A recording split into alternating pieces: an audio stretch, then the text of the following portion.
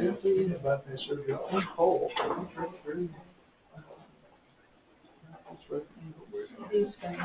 So you looked at Kyle. Yeah, I know a person I used to work with at Canada. They were Kyle.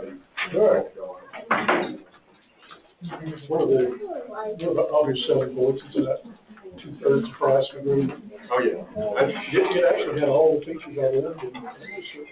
I guess it's probably different now. The code started up, engineers from BOC. It's very similar to BOC. Right. It's actually handier more. Yeah. There's several things about it we like. Yeah. Yeah, they're trying to get. There you go. I mean, I think you got Oh, no, I got the middle part. It won't take about 6 days, it'll be gone. I wish. We looked at some down there. I had a call from one of our library boys on the way over there. He was off. Yeah, man, not sure about him. What impressed with me. How are you? Even though they all came in. She told us. Yeah, she told me. Leaders were in the wrong place. Okay. Actually, that's one of the things. How you? I already asked about it. Thank you. Yeah. He said that you were doing well, you know. He's for the whole world. As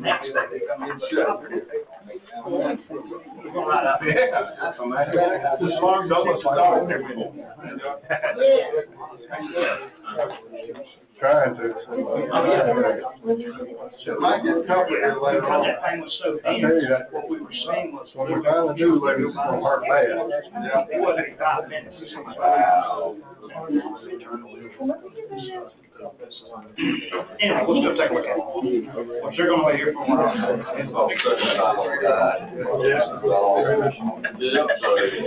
You know, he was one of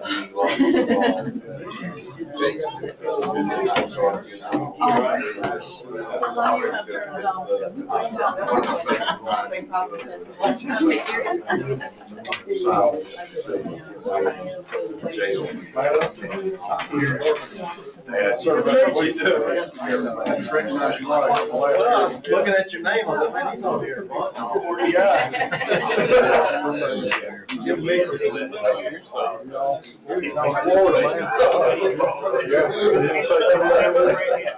But it was hot. It was hot everywhere. Bachelor?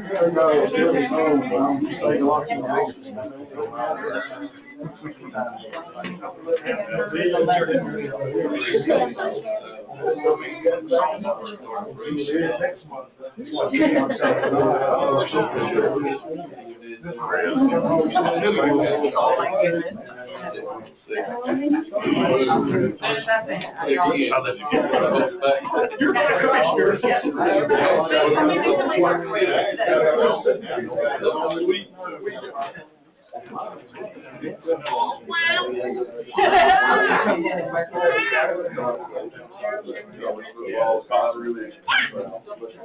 That's right.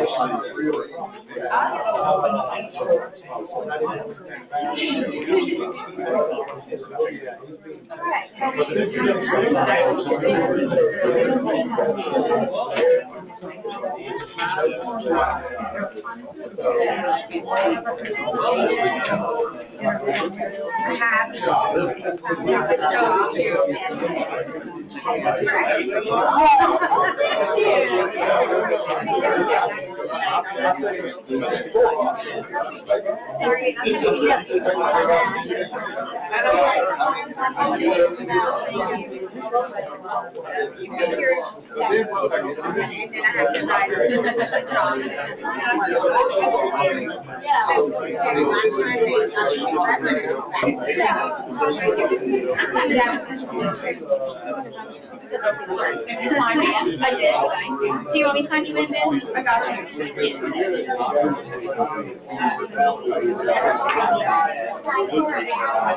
Way over here. I'd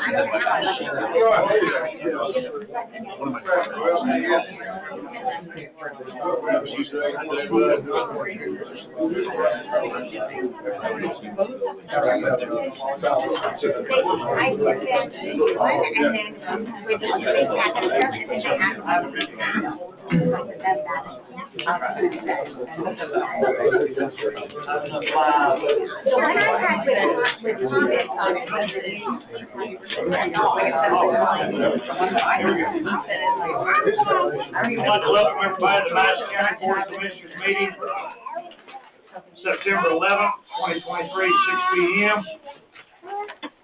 This is a work session agenda. First, I want to start off with the chairman's report. I apologize because I mixed this up before I got here.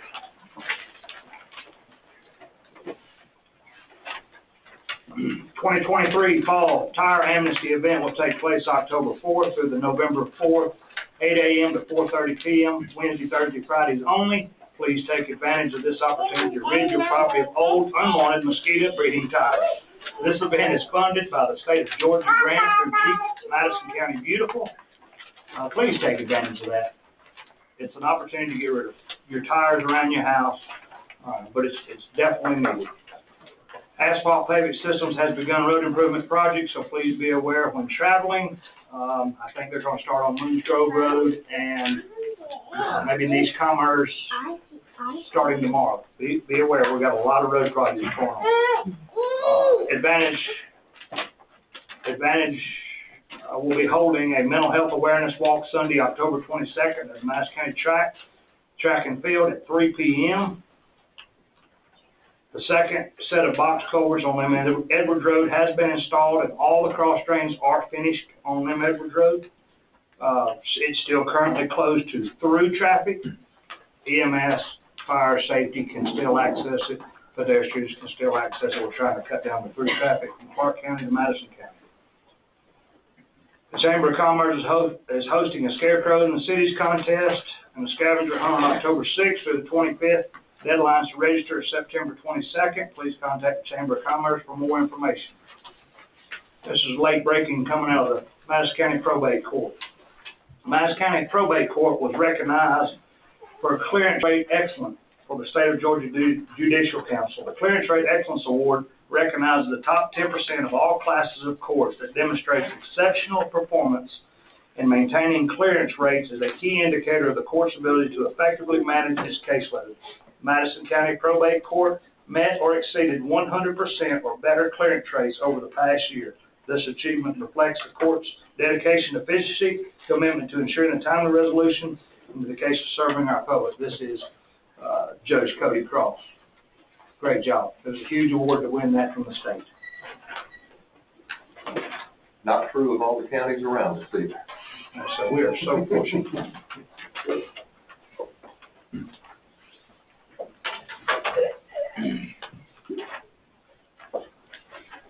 Business involving guest groups or multiple visitors. Madison County Clean Power Coalition. Ms. Ruth Stockbridge. Okay, thank you for inviting me to do a short presentation on a designated use change from fishing to recreation. Next slide. And it's for a 5.5-mile segment of the South Fork of the Broad River. I'm Ruth Ann Stefanovich. I'm a member of Madison County Clean Power Coalition. I live on Highway 172 near Culvert. I'm also a certified Georgia Adopt a Stream water quality monitoring volunteer. So every 3 years, as required by the Clean Water Act, is this loud enough? Yes, ma'am. Okay. The Georgia Environmental Protection Division reviews and revises water quality standards. The process is called the triennial review. One part of this lengthy 3-year-long process is the opportunity for the public to nominate a water body for a designated use change. So water quality standards are made up of 3 components. Designated uses establish the environmental use of the water body. Water quality criteria protect those uses, and there are 4 specific criteria: dissolved oxygen, pH, temperature, bacteria. When I say temperature, that's water temperature. And the third is the anti-degradation policy to protect and maintain water quality from new or expanding dischargers. So, the specific water quality criteria for Georgia designated uses. I'm only going to talk about recreation and fishing because that's what the nomination is for, from fishing to recreation. As you can see from this chart, the specific water quality criteria for dissolved oxygen, pH, and water temperature are the same for both fishing and recreation designations. The difference is the bacterial criteria for recreation is year-round, whereas it varies seasonally for the fishing designation. Higher levels being acceptable in the winter. There are 6 designated uses in Georgia. Drinking water supplies is one, like Lake Hartwell is drinking water, and I believe it's also recreation designation, has 2 designations. Recreation are activities where humans might ingest water, such as swimming. I don't think we have any water skiing or surfing on South Fork. We do have swimming. All waters in Georgia are designated at minimum fishing, and then there's some other designations, wild and scenic rivers and coastal fishing. So the next slide.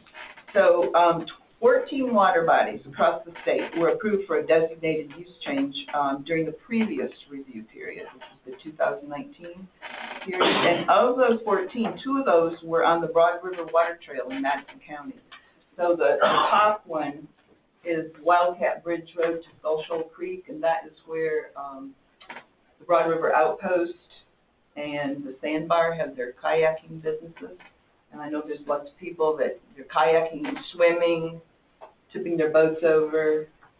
The one on the bottom is, that's at Highway 72, right at the Madison-Elbert line, where there's a access, that's kind of a newer kayak and canoe access point that was put in, and that goes down through Madison County and then southeast.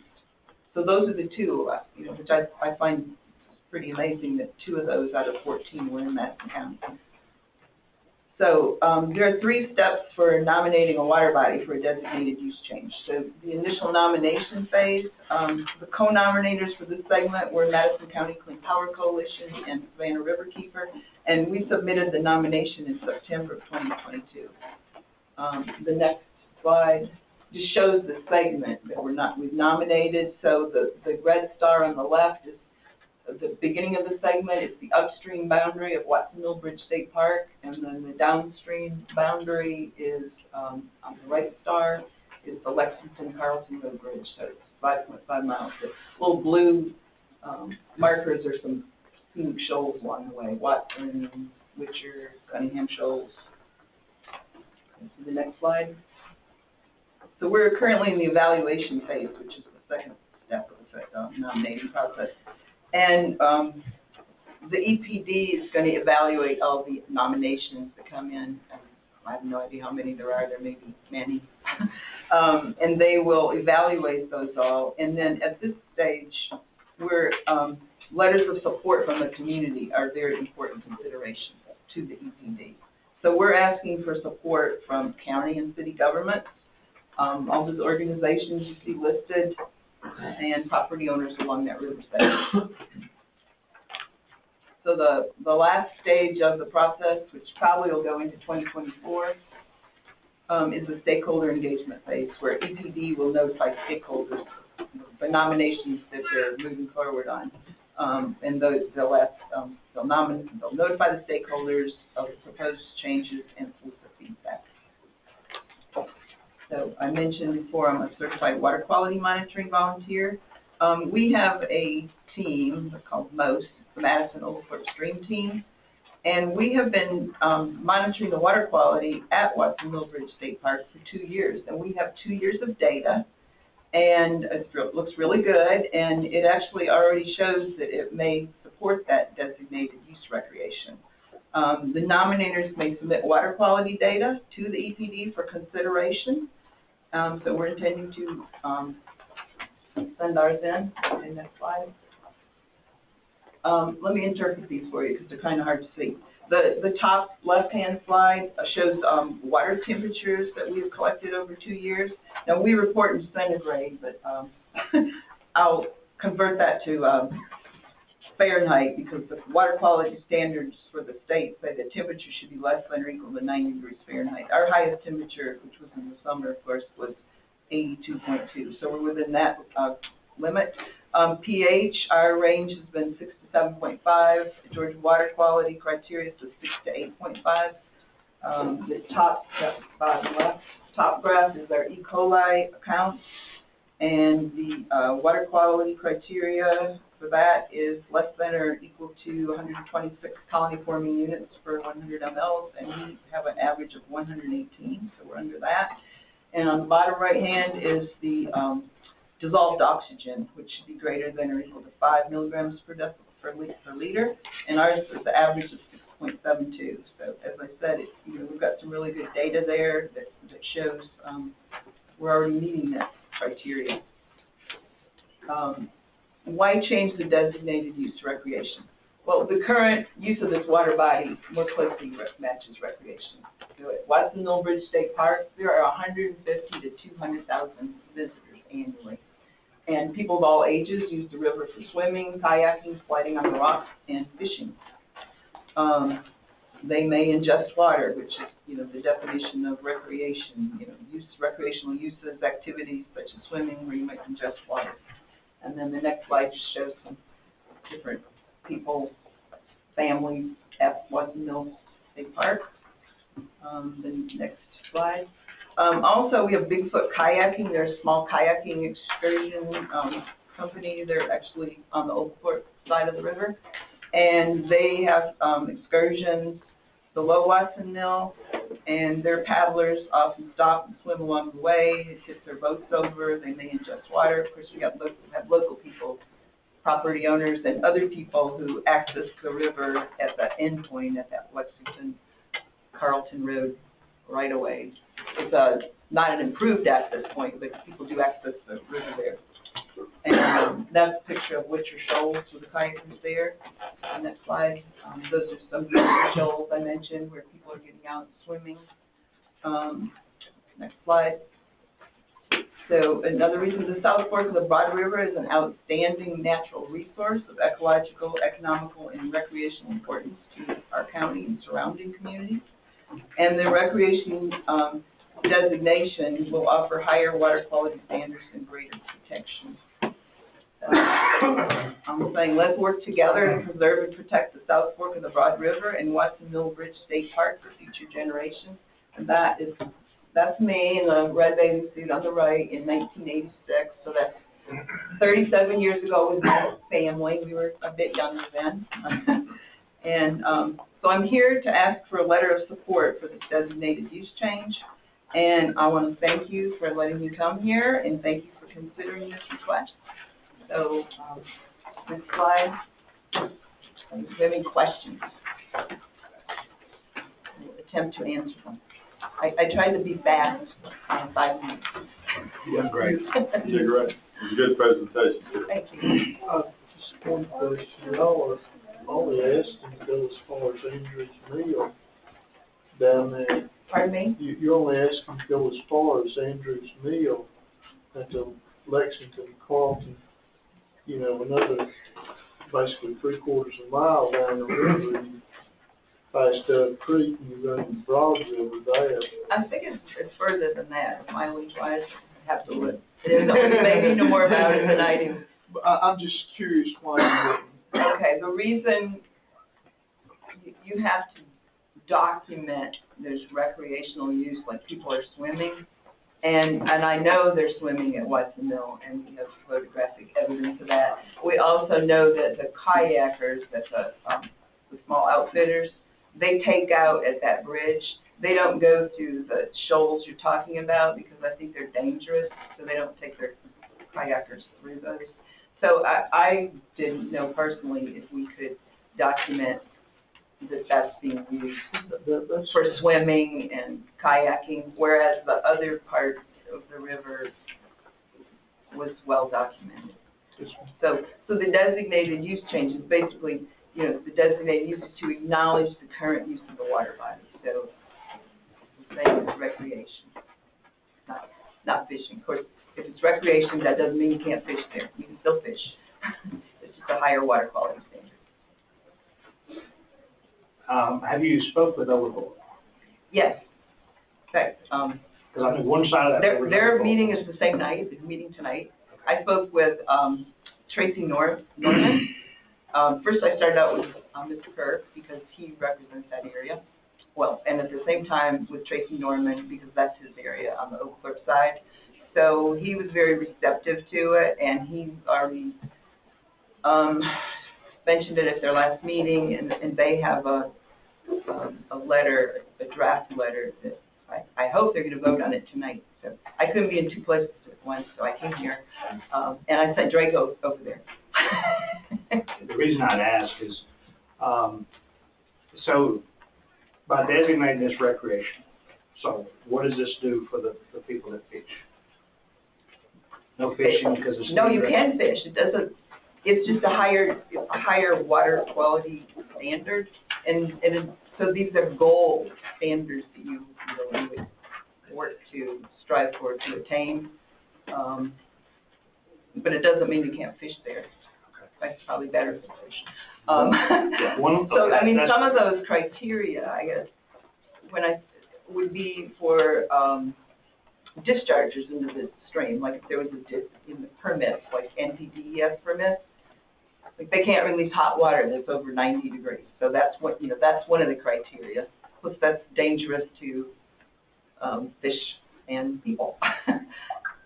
So some of those water quality criteria would be recommendations for not any existing permits, but new or future permits in that segment of the water that they're going to discharge into, like whatever the designated use is, they would need to have. So I have two questions. One is there a time frame tied to this? Like you need to have a submittal by a certain time? No, there hasn't been a deadline for the support letters, but the Water Quality Standards Coordinator at the EPD has said to start getting this ready because they will be asking for them. So I'm hoping that we can get most of them in during the month of September or shortly thereafter. The reason I'd ask that is because I think we'll have to give, the property owners along that river edge, before we deem something you need to have their input, which may take a minute for them to follow up on the newspaper article today, and then start calling and questioning what this is. I think they need a fair chance to. Right, and I've spoken voice with, their opinion. spoken with some of them, but not all of them. I've looked at all the tax records and people who have property. So, I've spoken to some of the property owners. That was my 2 questions. And I already have letters from a couple of them, support letters, so I don't think I'll be able to contact all of them. The kind of activity that we have on the current portion of the river that is designated recreation, that actually is not prohibited on the portion of the river that is not considered recreation. No, it's not at all. That's really the only concern that I have, is if it, obviously, we've had a lot of problems with the recreational use of that portion of the river that's where the bulk of the kayakers currently are. We've had a lot of problems with that. People coming off the river on private property, those kind of things. That'd be the only concern that I have, is that don't want to open a door. It creates more of that, but you're saying that door is already open anyway. Really, all this is about is just the water quality standards in that section of the river. Correct.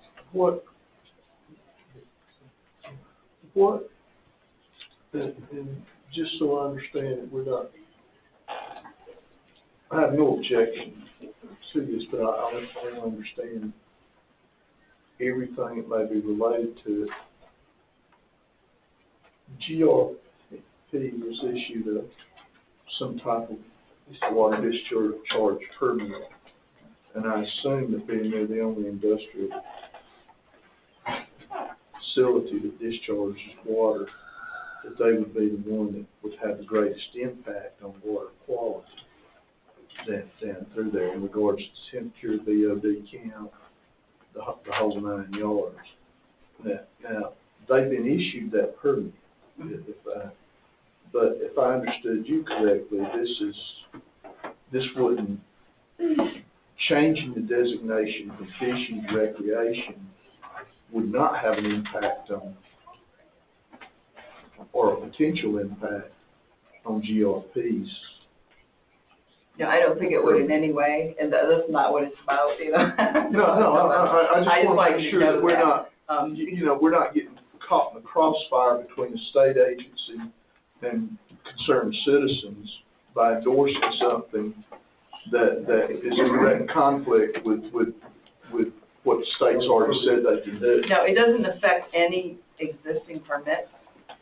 I attended 3 different Zoom public meetings on this process over the course of the last year, and got a lot of information and tried to understand it all myself. It's pretty complicated, but the designated use change, from the information I have, it would be for new or expanding dischargers, but it would be on that particular river segment. Now, GRP doesn't even discharge their water directly into the South Fork.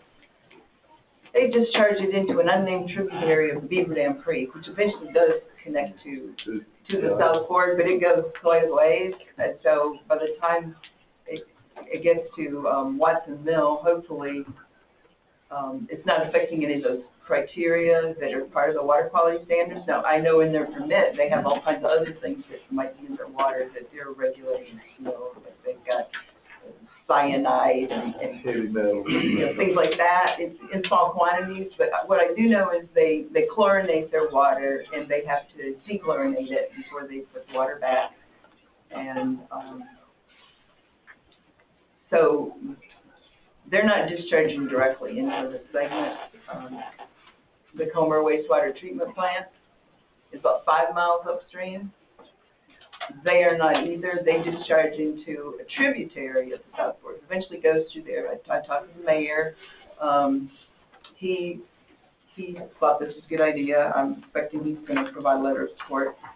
He said, you know, their water goes through a wetland, so it has a lot of opportunity for settling, which is a good thing. You know, the natural vegetation and everything can, settle out any kind of impurities.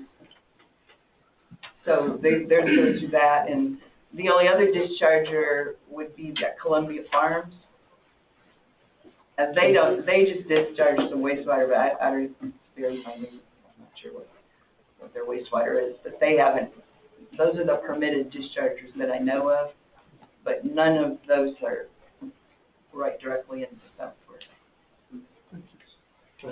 And you've been testing this for 2 years. I mean, this is all your data that you've been. That is testing our, yeah, the graphs are our data. Now, you know, the EPD would look at that and maybe not say, oh, it meets the criteria. I mean, they would use that as some guidance. And then do they, I guess they would follow up and send their own people out to do? I have no idea on that. I do know that some of the streams that have been listed as impaired were listed back in 2005, and I wonder, you know, when they've ever been retested once they get on that impaired list.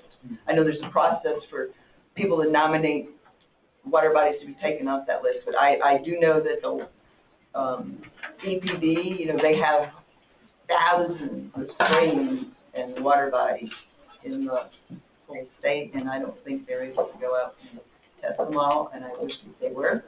But they do rely on data from volunteers to give them guidance. Like if a downstream volunteer, if I go to Watson Mill and I saw a real high E. coli count, you know, above a, you know, kind of a red flag, you know, we would have a process to report that on us, so they might, you know, look at it. We haven't had any kind of red flags in the data we've collected. And I just noticed that the difference between fishing and on the bacteria and that it would be year round at 126. So you said it was what, 118? That's what we had. Right, and that includes winter Well, that's our average. for. Now, we had a spike of 400 one time, but it was a random spike, and you know that was even. I didn't put every little detail on that chart because it's a little bit involved. Right. But I mean, you can have some outliers. Sure. You know, you have to have a geometric mean. Right, geometric mean. So our data is just an indicator. But, so I guess my real question is, how often have y'all tested the? We go there every month. Every We've been month. going there for 2 years. Okay, so it's every month. And so that's good. And besides those, we also do these are adopted stream recommendations, we follow them. We also do macroinvertebrates, we do that every 3 months, because the aquatic macroinvertebrates that live in streams are really good indicators of water quality, as those too. And we report all those to the adopted stream, but it's part of the Environmental Protection Division. The volunteer program is overseen by them. If y'all have the information I had, I'd like to see what the water flow rates look like compared to the graphic information here. I'd be surprised if we find that those peaks are really got low flow rates. And the other thing is we're taking the water out of the mill pond. So, you know, the mill pond that's up above the dam. For one thing, we didn't want to have to carry all our supplies down the river to get in it, and also we have kits and a bunch of things, so we decided to test it in the mill pond, so the flow rate in the mill pond is less. I know that we, as an experiment, we checked the dissolved oxygen one time in the mill pond, and then we went below the dam. Of course, the dam is adding oxygen, right. Even though you think it's a barrier. I guess it does some good things too. So the dissolved oxygen was, I don't have these figures in front of me, but it was a lot higher once it went over the dam. Mm-hmm. So we are, you know, there is water flow at the mill pond, and of course sometimes it's higher than others, but that's where we take our water samples. The spikes every 200 are always in the summer. Yep. Whenever it spikes every 200, it's like Yeah, July we had one that 21, was 400. July 22, and Well, you know, it's where I don't understand the water quality criteria standards for the, you know, fishing, where they allow higher levels of E. coli in the winter. I don't totally understand that, because you would have higher E. coli counts in the summer when the water's warmer. right. So in the winter, I mean, we've had values of, let's say, 44 degrees the water is, but in the summer it might be 82. That's a high. So it's and the same thing as the water temperature goes up, the dissolved oxygen goes down, so you tend to get lower dissolved oxygen levels in cold water, and I mean higher dissolved oxygen levels is proportional, and then when the temperature of the water goes up, the dissolved oxygen goes down. So what happens if the designation is changed for recreation? What happens if there's if the monitoring proves that you're out of limit? What happens? What? If your testing proves that you're out of acceptable limit? I said, our data is just to indicate. And obviously, some testing would go over, I don't know if it'd be all or EPD, but if the designation changes, and you show that your E. coli is out of range, or dissolved oxygen is too low, so what happens is the use of the river gets shut down? No, I don't think so, unless we had some really high E. coli level. I mean, like, I think our, red flag that we're supposed to report, because you have these changes, is like over 1,000 colony forming units per mil. So we have some standards where we would, in a phone call list, who we call for different problems. And we assess the streams when we go there too. Like one time we found some dead animals in one of the sites. We called and the sheriff came out and sent a deputy, and people were throwing, so we do that too. We look and see if there's being litter run out. Of course, we don't find that at the state park. It all gets picked up. I'm sure that would alert for an investigation of why, if you get those extreme high. Yeah, they had to be extreme for what we do. Commissioner Doster. I have two questions, Mr. Chairman. The designation, the water quality that's checked per the designation that you're asking for, you've got it listed, it's the DO, the pH, temp, and the E. coli. Those are the only four. I mean, you're not just hitting the highlights, so those are the only criteria. Those are the specific criteria that the state has for water quality standards. Okay. Now, if you look at permits that are issued, like then they're looking at whatever chemical. Yeah, those are the four. Designations that go on. Okay. Exactly correct. And the DO, pH, and temp, they're the same for the designation that is Right. now what you proposed. It's just from seasonal to year round, and the only one being there is the maybe ask some of my agricultural friends because of the runoff. Is that a concern? I mean, it's more farmland upstream. Right. And then the other, in slide, the six designated slide, the slide's got Yep. 6 designated uses on it. They're bullet points, I understand that, but are they in a correct order? So drinking standards is the highest, I would assume, and then you would go 2, 3 straight down, or No, they're not in order. they're not? Okay. Well, the wild and scenic rivers, there's no alteration of natural water quality from any source. So the only example I could find in all the state was the Chattooga River, is designated wild and scenic. I focused on the ones that we're looking at, the change.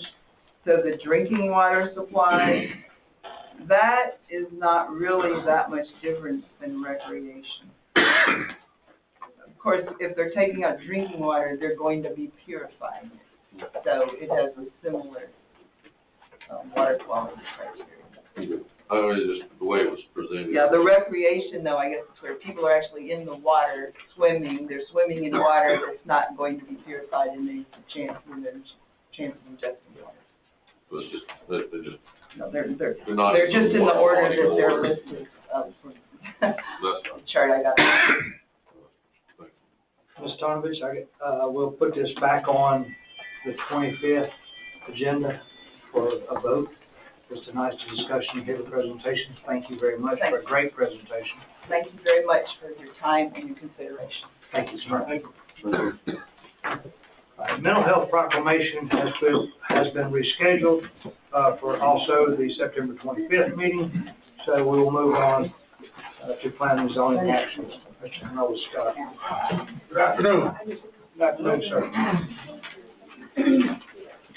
We've got quite a few tonight, so I'll try to be as brief as possible. Just a note of interest of all the planning and zoning people were at the meeting, but we had one to abstain from items 6, 7, and 8. Stephanie Harvin and her husband was presenting part of these, so that's why the numbers will be different. Make it very simple, all of these were approved, unanimously except for those that she did not vote on. Thank you, sir. Okay, start with number 1, that's the guest outfit for his uncle and aunt James and Ginger Sturchell is requested to rezone 2.04 acre portion of 20.18 acres from A2 to AR to allow it to be split off for a home site, and the remaining 18.4 acres will stay as A2. This is on Shoal Creek Road in Cabo, which is on District 5. There was one person, Mr. Mark Pulliam, that spoke in favor of the request. There was no one to speak in opposition. As stated, the planning has already voted 7-0 to approve. Thank you, Mr. Scott. Mr. Guest, are you here? Yes, sir. Is there anything you'd like to add to that, or are you comfortable with it? Sure. So our plan is to just build around family and raise our kids there and stay in Madison County. And I have a business in Madison County, so we're pretty involved. We know a lot of people, meet a lot of people, and we don't plan on doing anything. We're pretty established. So we're just looking to build a house. Thank you, sir. Mr. Scott, I'm assuming the AR at the 2.04, this application was present prior to the change, correct? Yes, sir. I just want to verify that because I thought the last meeting I heard that we were done with those. I just want to make sure. No, I think we have one more next month. Okay, good deal. All right. Thank you, Dustin. Anyone here to speak in opposition to this request? Hearing none, we'll close the floor, bring it back before the board. Gentlemen, I entertain a motion. I'll make a motion that we approve. Second motion. I have a motion by Commissioner Doster, second by Commissioner Chandler. Any other discussion, gentlemen? I just let it be known that the rest of the board members, I received no calls or complaints or whatnot. Thank you, sir. Commissioner Adams? Yes. Yes. Yeah. Yes. Yeah. Motion carries, sir. Number 2, Malcolm Dove, applicant for Roberta Dove Estate, is requesting to rezone a 2-acre portion of the 28.4 acre property from A1 to AR to allow a 2-acre split off for an additional home site for rental purposes, and the remaining 26.4 acres will remain in A1 zone. The property is located 29 South in Danielsville.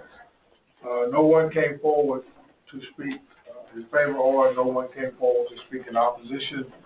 The vote was 7-0 to approve. Thank you, sir. Mr. Dove? Yes. President? Anything you'd like to add to that, or was? No, that's pretty much it. It was kind of a hardship case. I'm in the process of trying to buy the property for my other brothers and sisters. And I haven't finalized all that yet, but they all signed papers to agree to it. And basically, until I get it bought, I'm just sharing what little bit of rent money is coming in. But the guy was in a predicament where he had to move a mobile home off of the property where his wife had been told she could stay till she passed away. And they had to have a place to go. And that's why we tried to do this. All right, thank you, sir. Thank you. Anyone else here to speak in favor of it? Anyone here to speak in opposition? Hearing none, we'll close the floor, bring it back before the board, and entertain a motion, gentlemen. I make a motion to approve as written. Motion by Commissioner Kurt. Do you have a second? Yeah. Second by Commissioner May.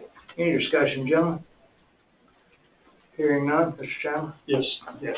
Yes. Yes. Yes. Motion carries, sir. Thank you. Thank you.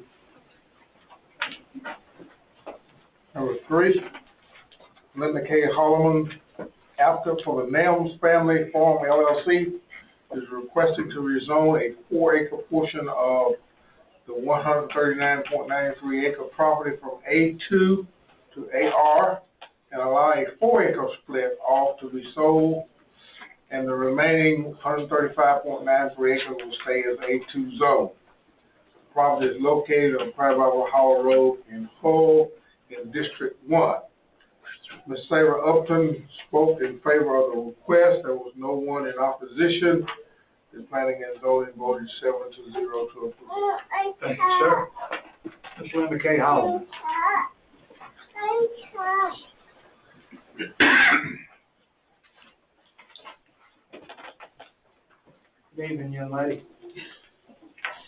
Good evening, old man. Talk about making me feel old. This property is the estate of my father and grandfather, and it now belongs to me and my 3 siblings. And I'm the manager of the property, and a farmer I'm not. But it is a working cattle farm, but we have a request for 4 acres to be cut off of a corner, so that the young couple that's sitting in the back with the 3 children can build a home on that property.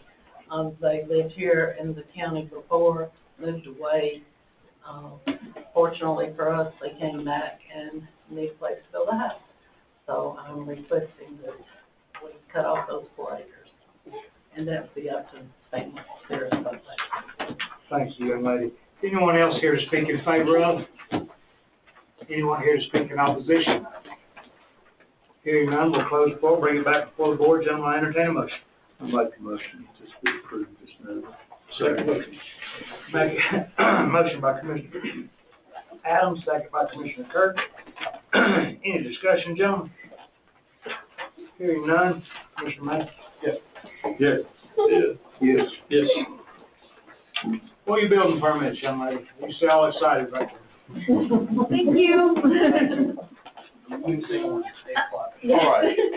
Number 4, Barry Lord, owner and applicant for Interstate 85 Services LLC, is requested to rezone a 4-acre portion of his 46.77 acre property from industrial to business, to allow it to be split off for a convenience store, and the remaining 42.77 acres will stay in the industrial zones. The property is located at 11270 Highway 98 West in Commerce, in District 1. No one came forward to speak for this rezone, and no one came forward to speak in opposition. Planning and zoning voted 7-0 to approve. Thank you, sir. Mr. Lord, you'd like to add in? Come right ahead. Good evening, Mr. Chairman. Just so the record is clear, first of all, my name is Jason Black. I'm with Weinstein & Black, a law firm in Jefferson, Georgia. I represent Interstate 85 Services. I appreciate you guys having us here tonight. I apologize for my attire. I actually was at a charity golf tournament today, so that's why I'm not in a suit. That being said, just so the record is clear, Mr. Lord is actually not the owner of this property. Mitch Seymour is the owner of this property. By way of Interstate 85, that's the company that actually owns the property. So just so we perfect the record and make sure it's clear. We are asking that you guys approve the plans as submitted. A side note to this property, initially when it was zoned, industrial, there was a condition that limited only 2 10,000 square foot buildings on the property. We're going to ask that the commission consider lifting that limitation. I think Interstate 85 Services would potentially like to plat that off and add an additional 4 buildings back there to kind of create a small industrial park. And so in doing that, that would need to be lifted so that way he could plat it out and add those 4 other lots. And then the convenience store would be at the front of it. So we'd ask that the commission consider that as well as the site plan for this evening. If any of you gentlemen have questions, I'll be glad to entertain them. Mr. Chairman, let me just say, obviously, there's been no application for that yet, so that's not before the board tonight. Correct. But I think it's more of an intent. That's correct. Correct. So, I tell you what, let's see if there's anybody in opposition or other than favor, and if there is, you can come back and we'll ask questions. Thank you very much, Mr. Chairman. Thank you, sir. Anybody else here to speak in favor of? Anyone here to speak in opposition of? Hearing none, never mind, come on back, sorry. I just want to make sure nobody else had anything to throw in. Understood, Mr. Chairman. I was going to refer to council also on that due to it being a second, or you're asking for a condition outside of the original rezone request. I do, while we have you in attendance, because I've already met with Mr. Seymour and Mr. Lord, and I'm aware of what they're going to do in the future. I think it would be a good time, not necessarily, never mind, it probably won't be a good time. It's best to just take up the rezone at hand tonight.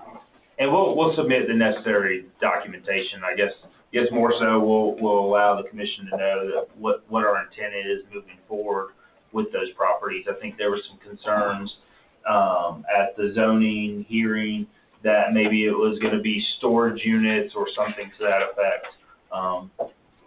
As business always evolves, so do plans, and I think there's some other plans on the table at the current moment. So we'll make sure we submit the appropriate documentation and be back before you guys at the appropriate time. Mike, so just for clarity, we're gonna speak about the 4-acre rezone tonight. Correct. It would be, how would they need to do the condition, to request a condition? It's a rezone application. Conditions are part of the zoning classification, so that would be an application for the remaining acreage to rezone it, to lift the conditions or modify the conditions as the case may be. All right. This is on a 46-acre tract, if I'm not mistaken. That is correct. That abuts a 116-acre tract. That is correct. Okay. This is gonna be phase 1. Yes. All right. So phase 1 being the development of the 46. That's right. Phase 2 being the development of the 116. That's right. Okay. Just for the record, we are voting tonight on the 4-acre, for the gas station, because council has told us that we must do the other conditions in a separate meeting. Yes, sir. With that being said, gentlemen, do you have any questions? How did, I mean, and I'm just asking, how did this get here without having the correct property owner?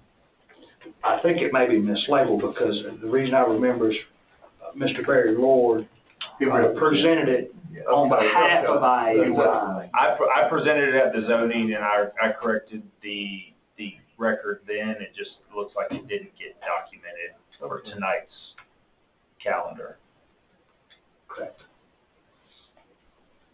Mr. Rhodes, you have some information? No, I was just on back, Mike, it's a zoning matter, we spoke to them, about it in the office, and they've been made aware of that one, and then the mislabeling, answer Denny was just to keep up with mislabeling. All right, so the motion before you is for the 4-acre rezone from industrial back to business for a gas station. Mike, a question that when we originally approved the whole, the 46 acres, was conditional on the whole property that was for storage warehouse only. Mm-hmm. So if we separate that 4 acres off, what does that have to be? Does undoing the condition have to be separate from the rezoning request on the 4 acres? Not for this 4 acres, because you're rezoning 4 acres. So again, conditions are part of the zoning. Conditions stay with the original. Right, you're not rezoning the remaining acreage, which is why we can't address the conditions on that part tonight. Correct. So we're voting on the gas station with no conditions. Conditions will stick with the remaining 42 acres. Exactly.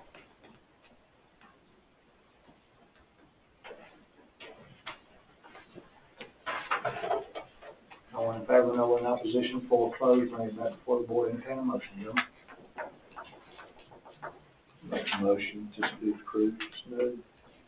Motion by Commissioner Adams, that's second.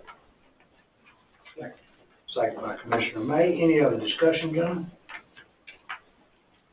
Hearing none. Mr. Kirk? Yes. Yes. Yes. Yes. Motion carries, gentlemen. Thank you very much, Chairman. Mr. Chairman, you gentlemen have a good night.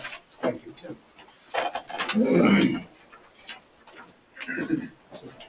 Number 5, Mark Pulliam is requesting to rezone his 12.29 acres from A2 to AR to allow a 5-acre split to gift his son on home site. The property is located on Football Road in Carver, District 5. No one came forward in opposition, no one came forward in favor, with 7-0 vote by the planning and zoning to approve. Thank you, Mr. Scott. Mr. Pulliam, anything you want to add to that, or are you comfortable, sir? I think he explained it. No, it's for my son to be able to build a house on the property. Thank you, sir. Anyone else here to speak in favor of? Anyone here to speak in opposition? Hearing none, we'll close the floor, bring it back before the board, gentlemen, I entertain a motion. I'll make a motion to approve off of the motion and entertain the second. Sure. Second. Motion by, Commissioner Doster, second by Commissioner Kirk. Any discussion, gentlemen? I have concerns or questions of, not necessarily about the 5 acres, but it seems like there's a convoluted remaining tract that. And I think I can address this. I had to address this at the zoning and planning meeting. So when you look at this plat, my house sits in the middle. We did this 2 years ago for my youngest daughter and her husband to build a house on that corner. We're doing the same thing on this corner for my son. That leaves this strip. If you look on the Q Public tax records, it has the pool and these buildings being taxed with my house, which is on 3.15 acres. We all assumed that all that was on the 3.15. When they came out to do this plat for this rezoning, we found out that it was not. So what they're gonna do is if this is approved, when they finalize this 5 acres, there's about 1.65 here that's gonna be tacked on to mine and my house, which will go from 3.15 to 4.9. And then that'll leave the 5 acres in the back. The double access. Oh, it does. It has access on Jack's yard. Yes, sir. For your scenario, Mm-hmm. there'll be a 5 acre tract that's just a real long skinny. That's correct, in the back, that has road access from Jack's yard. Do we have, my apologies, do we have any restrictions on length to width ratio on lots that? Minimum 150 foot width. That's just at the setback line, though. Yeah. So we're not creating an odd lot. No, sir, we are not. Fair enough. Thank you, sir. I appreciate you doing that. With that clarity, I'd like to amend the motion, because I don't know if it's clear that we approve it with the recombination as described. Second motion. Second. Second. All right, I have a motion by Commissioner Donovan, second by Commissioner Kirk, and a second by Commissioner Chandler for the readjustments and the recombination. Any other discussion, gentlemen? Prior to the vote, I'd like to ask the council. Yeah. Christopher, anything wrong with that motion? Or No, sir, well, we can roll right with it, and that's what I was telling you. Okay, I just want to make sure it's clear. Yes, sir. Thank you. Commissioner Doster, something? Yes. It's not gonna force them to rezone for that. No, sir, it will not. Yes. Yes. Yeah. Thank you, sir. Thank you. Motion carried.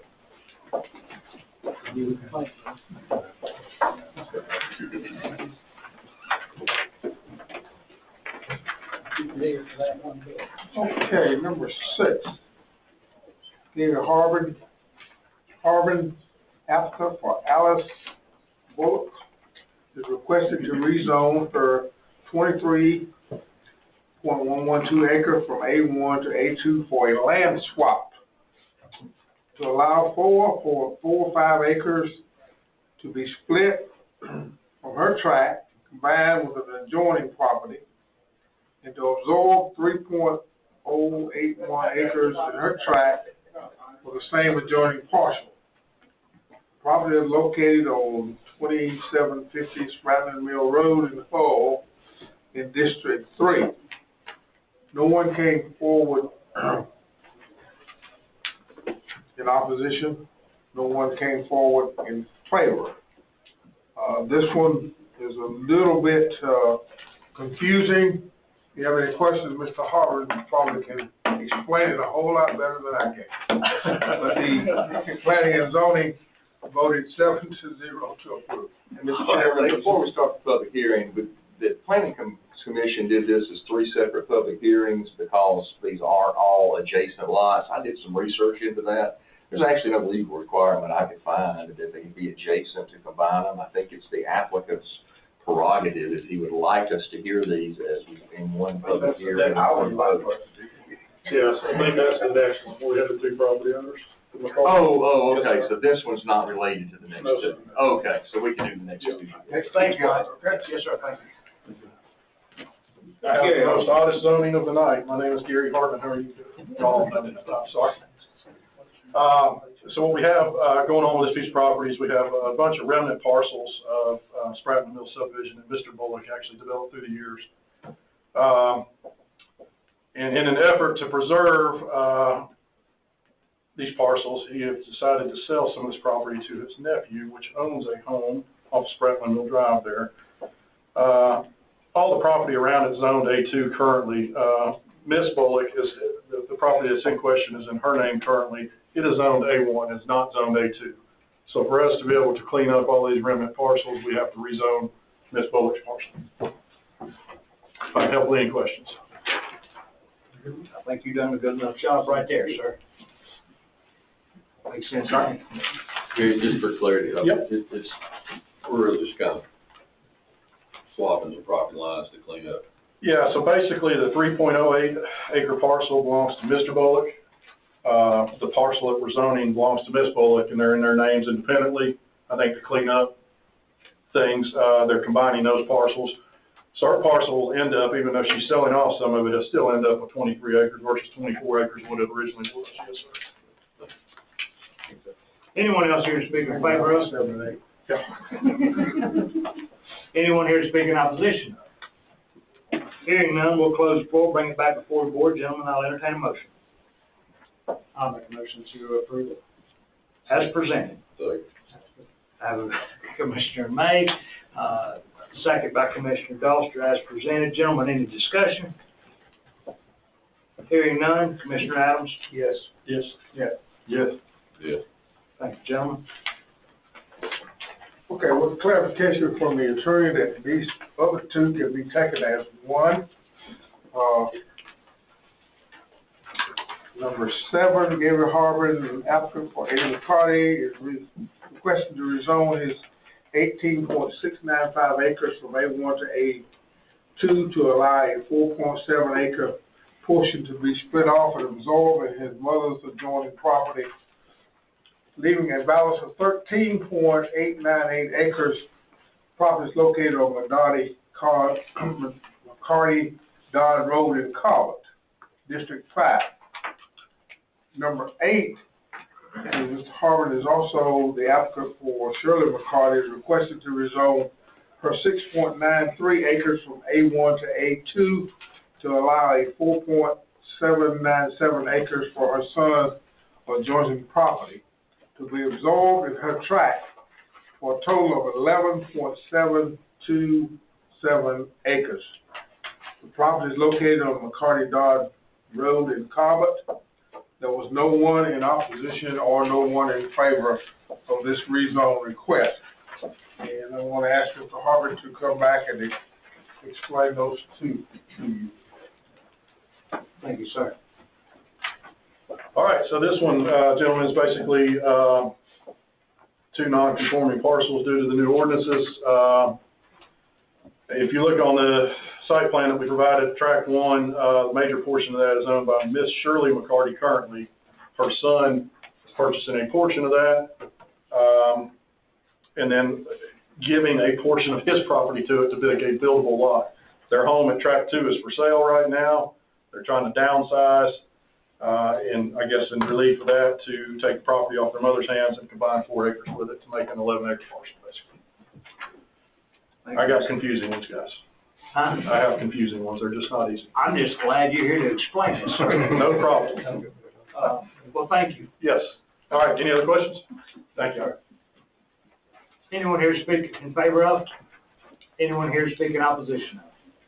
Hearing none, we'll close the floor, bring it back before the board, entertain a motion as presented. I'll make a motion to approve 7 and 8 as presented and with the conditions that are noted for the action items that are listed. Good. Motion by Commissioner Doster, second by Commissioner Kirk. Any discussion, gentlemen? Just one second, I want to make sure I got that one right.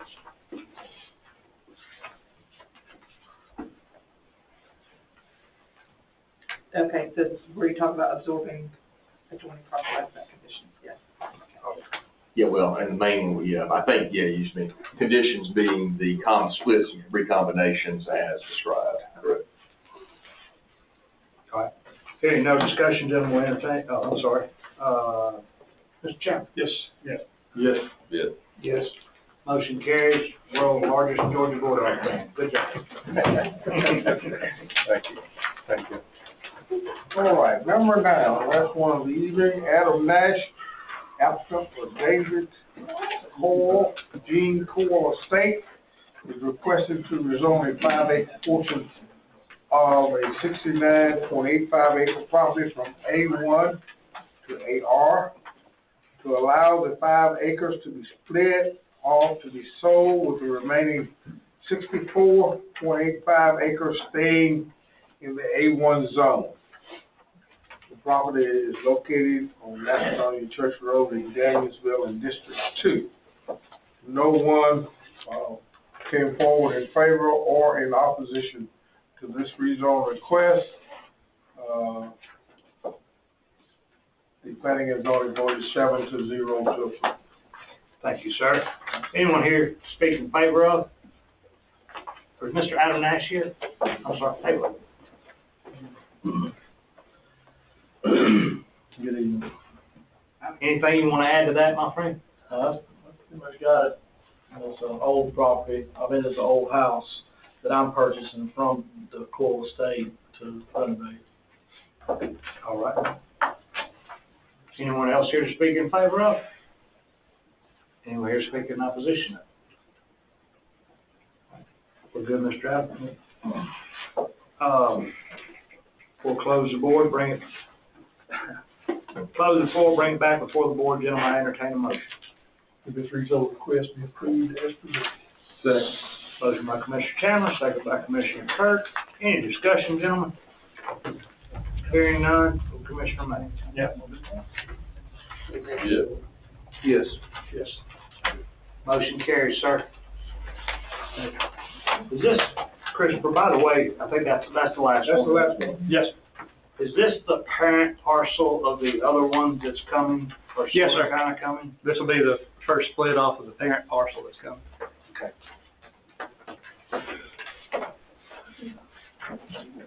All right. Moving on to old business. Discuss animal control services.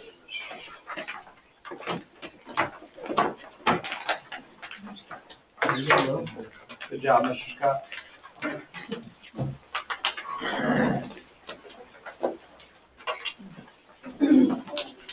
Good evening, everybody. Me, start out by handing me a sheet that'll probably help us walk through.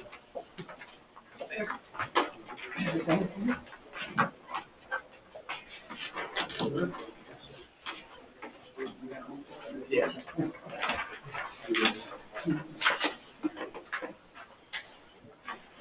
Yes, ma'am. You have a great evening and be safe. Thank you. All right. So, over the past week or two, we've been going through what resources we do have that came back to us. The nicest way of saying it's next to nothing. As far as animal control goes, just to start off the equipment portion of that. If you look at the handout I gave you, there's 6 key points the BOC needs to address with animal control. This is based off my own research using Officer Jack Huff, prior animal control officer for Madison County, and Mr. Joey Hendricks, who has helped us in rebuilding our kennels and coming up to GDA standards so that we can have a good start off with animal control. First and foremost, the board needs to decide if they do want animal control, in what capacity. What number of staff do we need to look at to being able to know how to budget accordingly for equipment, payroll, etc. I know some numbers have gotten thrown around here and there, and I'm just going to hit these 6 key points, and then we can kind of round table it. The next would be the chain of command for animal control. where it's gonna follow, and how that information is gonna go up from a field officer all the way back up to BOC. Who do y'all want to head it up? Another thing is start date. If we go ahead and do a soft open, say only with vicious animals, and work forward through there, carrying on into number 4 with when can we start training, we can get officers trained to have a hard open, to be ready to roll across the board with everybody trained up. The location of the offices, which kind of falls underneath number 2 with chain of command, keeping animal control in the field versus just having desk staff and time to lose. Let's make sure that we can be effective. And then coming down, number 5, location of offices. 6, making sure that we're just looking at canines and rabid animal situations as those apply with animal control through canines. Those are the 6 key points we felt need to be answered before we can move forward with the decision of animal control. Coming down next is required and needed items. Approximately $5,000 per officer starting out, and what that's going to cover in general: office, paper, clips, pens, pencils, that sort of thing, computers that we have, get them updated to where they'll work with our systems. Radios are a big money item. They kept going up. I remember a few months ago that we had Brendan from 911, you know the microchips and the backlog that we're facing with field radios as well as truck radios. That's going to come in somewhere around $2,500 of that $5,000. It's just in communication. We do have phones that we're able to issue out, badges and uniforms, just standard to get everybody out on the road. Field equipment is going to be the next big item. We essentially have no catch poles available. So catch poles are a big thing, dog boxes, humane live traps, as well as mandated by the state. Leads, a very important thing if we do start working with rabies, is PPE, personal protection equipment. Make sure we don't have rabid employees. You might have some already, but that's a matter of opinion. And then just general equipment for the truck, things that we don't see here and there. I allotted about 250 in that 5,000 for miscellaneous items. Other things that will be addressed once y'all decide those top 6 things will be our standard operating procedures. Looking at our county ordinance, it hasn't been touched since 2013, 2016. There's some fees that come along with the ordinance that are in there that may need to be adjusted. Department policy, of course, will be a living document as we come across situations that we can't tell. Use forms, recording forms that are required by the state, making sure we're up to date. That kind of links into the next one, GDA, or live access with GDA. I'm currently live with them and have a login for the K9 facilities, and we've been keeping up to date even though we haven't been active. There's still paperwork that has to be processed. Nothing's done to keep us in the ability to open it back up. Setting up a priority call list. Of course, a human being attacked by a K9 is always going to be at number 1. But as we work our way down from there, dog fights, dogs attacking cattle, or other livestock versus somebody calling because there's a strange dog in their backyard might not be, top priority in how we address all the calls. Safety measures to be taken in place, whether or not officers, and me and Mike and Todd have kind of touched on this, whether or not they could have, say, mace on them, spray an aggressive dog or a baton to knock them off their leg. It's just field safety measures, and that kind of falls in with that $250 for the employee, whether or not we have to buy that. That's a little bit of cushion room. And then for the sake of making every dollar and every hour count, having them cross-sworn as code enforcement so that when they're out on calls, addressing animal issues, if there's solid waste, if there's people living in campers, if there's derelict buildings, tires, everything else that's code, instead of them having to come back in, get with code enforcement, having them cross-sworn to where they can address it and cite it at that point in time, at the same time they're handling the animal call, just to make sure we're maximizing the use of all of our resources. You brought Jack with you. Jack, you got any insight, brother? You've done this a long time, sir. We're on the right track with Christopher. We sat down and talked for hours, getting every little T crossed and every I dotted as best we could with what I've learned through the 10 years I did it. Yes. So, my question is, so all this, do y'all have a recommendation as to what we need to do? I guess that's the folks that have done it. And that's I would be the reason looking for it. Go on it, Jack. I will let you know that training, if we decide to go ahead and, or if y'all decide to go ahead and start training, I reached out to the Animal Control Career Association. I said that wrong, it's ACCA. With their trainings, we are lucky enough to be able to get into some starting next month. It's 3 classes that they take to become certified. They're local, they're in Royston. We wouldn't have overnights, we wouldn't have meals or food or anything like that, and all 3 of them are going to be in Royston, but it comes with a price tag of $1,640 per person. It's some money. Well, to me, it's money. Well, it's money, but not having animal control is an issue, I think. Yes. And so, I don't know about the rest of them up here, but, you know, what's the recommendation on how many folks do we need and, well, all this, I mean, really, I'm not, you're asking the board here to decide on these 6 things. Well, I'm not the expert on this. That's the reason I want somebody to say, this is what we need to have a department, and then we can decide, can we afford to do that, and what can we afford and what we can't. But until it's sort of outlined like that, for us to come in here and say, you know, we can talk all day long about this. Oh, yes. I was looking for, say, this is what recommendation is, and then look at alternatives. We can go through that list. I didn't want to jump ahead if y'all had numbers or ideas that y'all want to discuss, but we are prepared. Well, and then also, Mr. Chairman, I know that you had sent out a note saying that we had a sort of a interim plan going. Are we doing that? We are doing it currently. They just got back. That's why they were late getting here. Okay. So But the now interim plan is. The interim plan we have is for aggressive dog only. Right. And that's what they got called a minute ago, potential dog bite. It may have been a dog bite. Yeah. So therefore, Joey Hendricks and Jack and Christopher are trying to fill in those stop gaps. The 2 great pyramies that wander around Madison County that make Facebook every week, that's not our concern. Just letting everybody know, if you're gonna call animal control, I've already suggested to the board that we base this off a call emergency.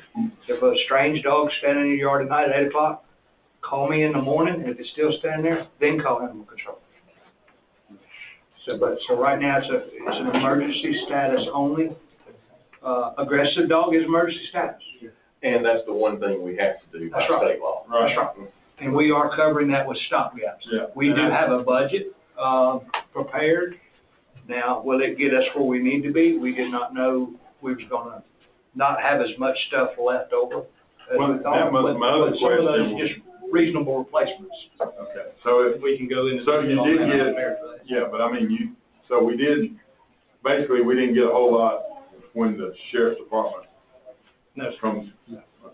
They cross-used equipment to get through on their end, and then what has been left. Okay. Like some of the radios that they was using as deputies, and then they were letting them use them as animal control, but when they become deputies, they kept the radios. That's right. Yeah. I understand that. Nothing malice.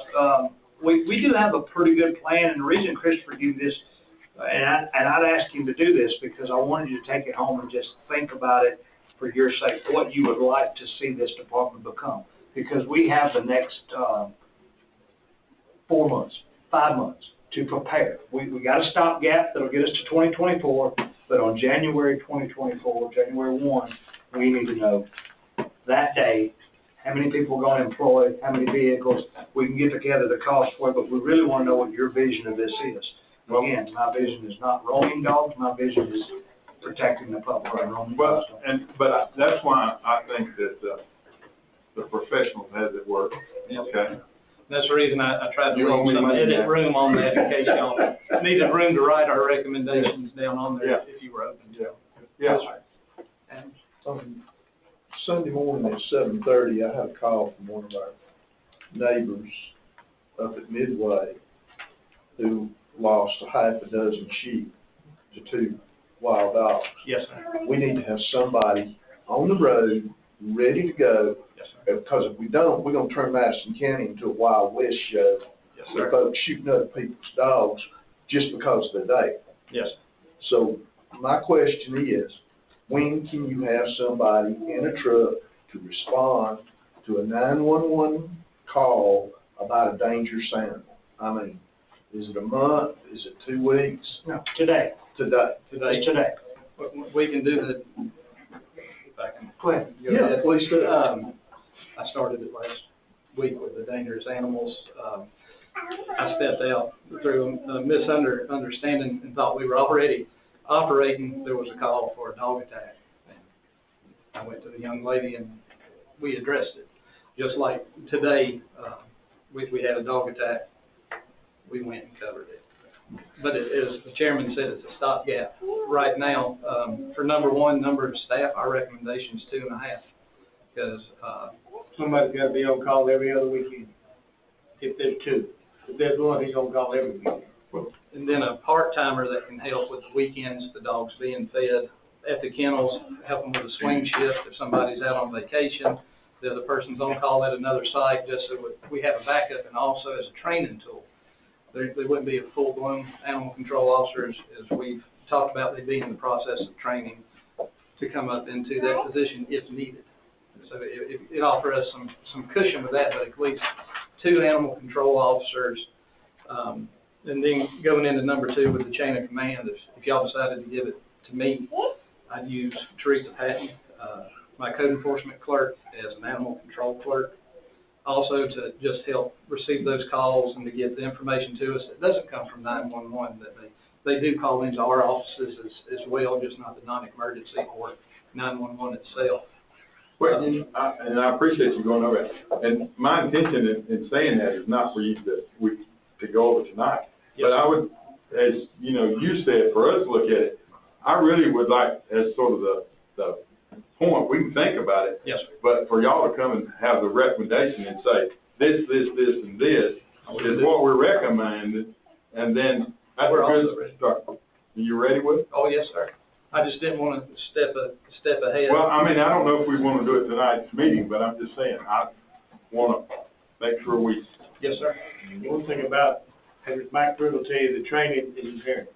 Yeah. Correct. You've got to have that under your belt. So when would it have to start? I mean, can it start anytime? October 1? October 2nd is when the classes start.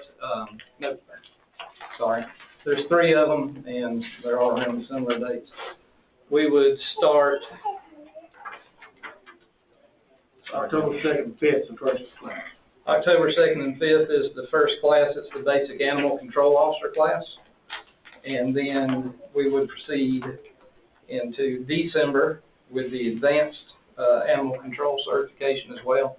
And then the third one is in January.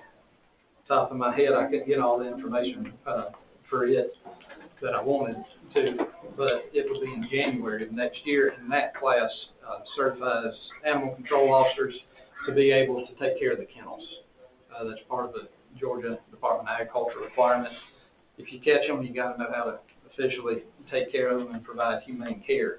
So that's that follow-up class on it. And that's where that 1640 comes from. If we were able to get signed up, I'm just going to say tomorrow, it'll probably be Wednesday, but if we were able to reach out to them, we'd go ahead and sign up these classes at $1,640 per year. Do we have the people identified that we would do that? You got one. There's one. Well, 1.5. I got Jack. I don't mean by you. I'm not talking about vertically. The end of January. Say vertically. We're just the bars on your cell phone. No lag. But Joey, myself, and Officer Jack Huff are the 3 that I would like to send. Jack hasn't been to a training in a long time. No offense, Jack. My certification's expired. His certifications have expired. He's our trainer, our go-to for our history. But to help fill in is that kind of part-time position, that 2.5 until we find somebody. It helps provide that cash buffer in the budget. But having Jack being able to actually go out with them, you might get the training, but hands-on is a little different. You can learn it in a college book, but applying it in the real world is totally different. But having Jack, having Joey, and then if it was given underneath me, I'd like to take the certification as well, so that if Jack was vacationing in the mountains or Joey was duck hunting, we wouldn't be in a bind, just like how we do it with code enforcement and building inspection now. I've taken almost all the classes that our chief building inspector has and all the code enforcement classes, so that I'm able to fill those stop gaps. But here's what we're looking at for your starting lineup. And we have some job applications we need to look through. I think we've got some potential there. So we currently have, we've budgeted, I think, $100,000 for this position. And that come actually at the recommendation of Sheriff Moore and Jeff Vaughn. Yes, sir. Things has changed a little since then. I think we lost a vehicle due to a flood. Yes, sir. So when he's asking for 2.5 people, $100,000 is basically going to be one. And I'm not saying one is the salary for that individual. Don't get that wrong. That is the total equipping the person, putting the vehicle under the person, insurance and all that. So we're going to start out with the 2024 budget for 1.5. Yeah. Looking for 2.5. Just so we're clear. If not, we'll have to do a budget amendment to get that covered. I just throwing the numbers out there for you. 2 and 2 equip them just right off the bat, be about 100. If that's where we're headed, then from my standpoint, then we ought to be getting, I guess if it's Joey that we're signing up or whatever to go, or whoever. Oh, absolutely. Training needs to be imperative. We just need to get that done. And some of this other stuff that we can, wait on, then you just need to be recommending it. And yes. Okay.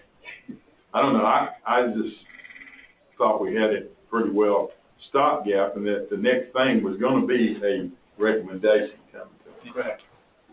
So, Mike, one of the things that really needs to be probably addressed as we go through this is there's a difference between animal control and animal control done correctly.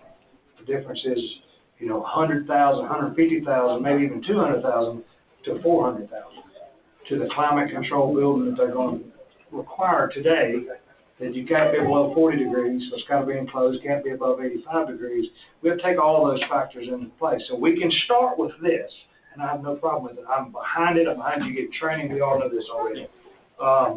But we need to make sure that we understand what we're moving forward with, because at some point, it's one of those crossroads of, okay, if you're going to buy in, but buy in to what extent? Right. Budget-wise. I'm looking at numbers here when I say that. And then with the cities, if they did want in on an IGA, it would definitely have to be a money share program. I'm not sure of the right terminology for that. For every dog you take in, for us, I ran the numbers, is a possible $500 deal. Just in employee timeout, holding food, everything, and then euthanization if it doesn't have a slot at MOAS, or it is the vicious animal that has to be put down, those vet fees that come along with that. Slots at MOAS today is we can't think slots at MOAS. We have to think worst case scenario. We pick it up, we hold it 6 days, 7 days, and then we euthanize it. Right. So that's it. Yeah, I understand. There's no other common ground. And with that being said, with the facilities, I've talked to GDA to where so long as we aren't a long-term holding facility, we won't have to do climate control. Good. So if we keep it under 10 days. So what do we need to do tonight? Yeah, so we done chased this dog's tail around and around. What do we need to do tonight? No pun intended. No pun No intended. pun intended. So, Yeah. I think Christopher's just basically trying to give you a 6-point advisory, another 6-point recommended item, but we already know from a consensus that we're going to move forward. We don't know to yet at what extent, but we do know we need to go ahead and get our training We need to go ahead and get a vote. So that's what I was getting at, is come back and give us a recommendation and say, you know, whatever it is, and say, this is where we need to be and where we think we can be now, okay? And what we're gonna need to have and how much the total cost will be. And if it's in stages, it's in stages, or whatever.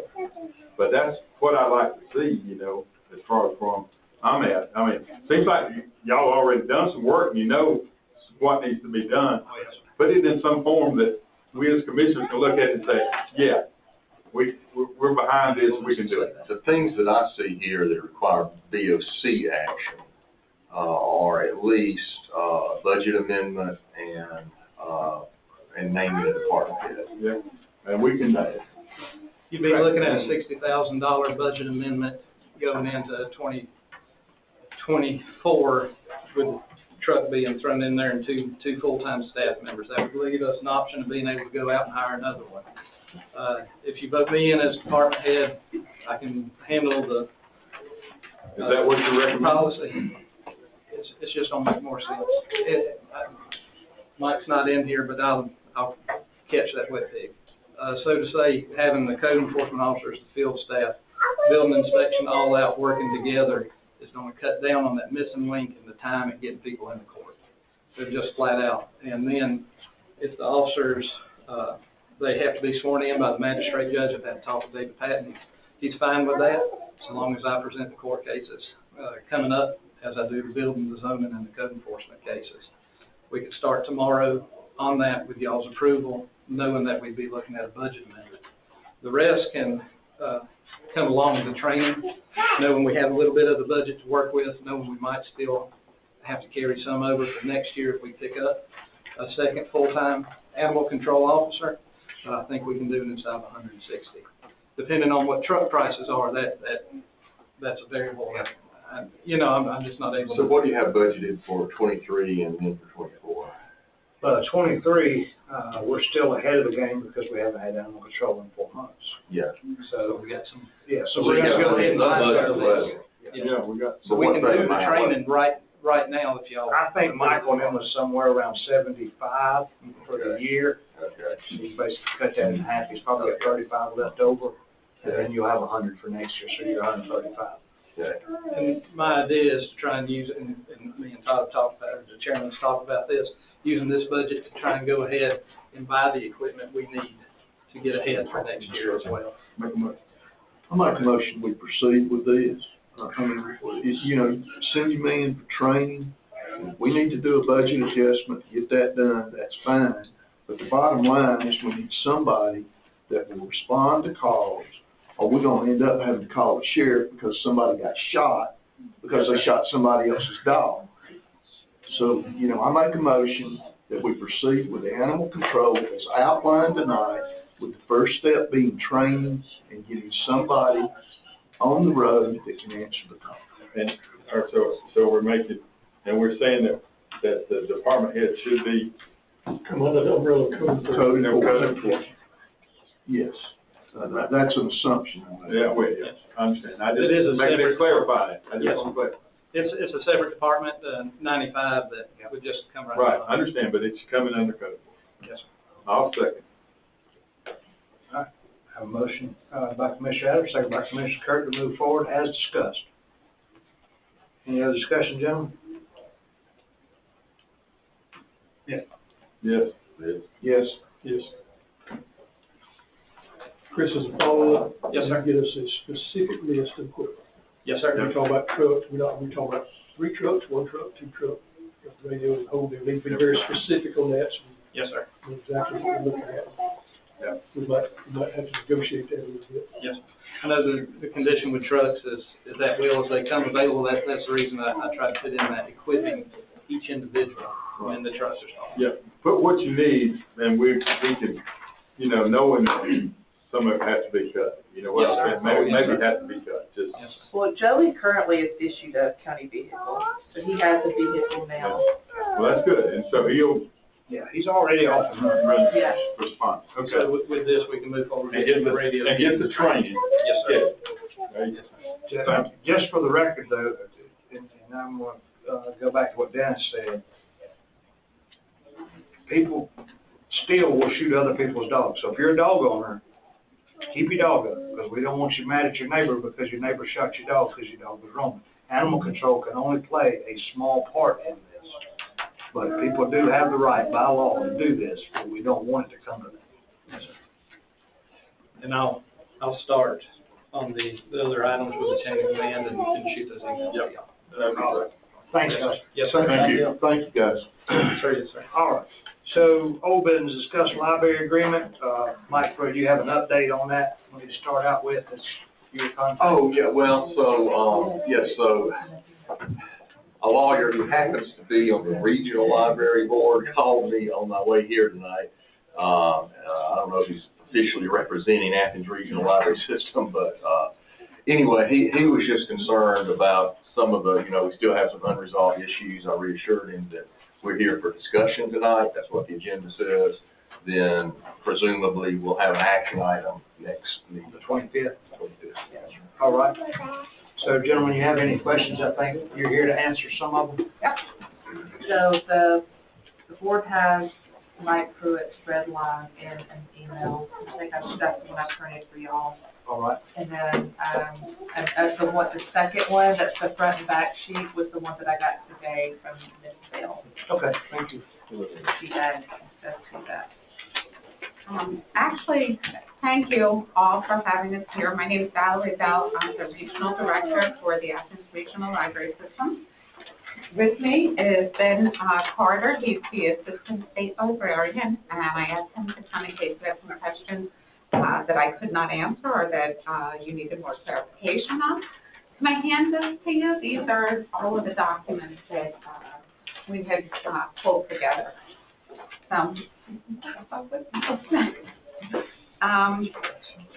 So it was my understanding that the first document that you all received was from 2021, and that was a long time ago that we had submitted that one. We submitted the one for 2023, and it's my understanding that you asked for the one before that, and so that's how some of the miscommunication may have occurred. I am not an attorney, I'm a librarian. What I did was I talked to some of my colleagues and asked them, the ones that had a participation agreement, to share theirs with me. And I took what I thought was important for the Madison County Library and developed this document. So the one that you're seeing now is actually the document that has the three responsibilities of three parties, and one of them is the Madison County Board of Commissions. But to answer, if I can, and you can please stop me anytime,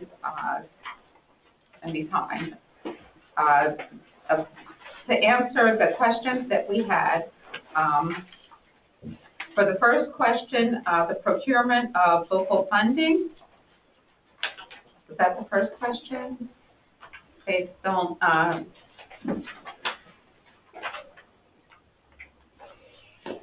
yeah. Is that the one?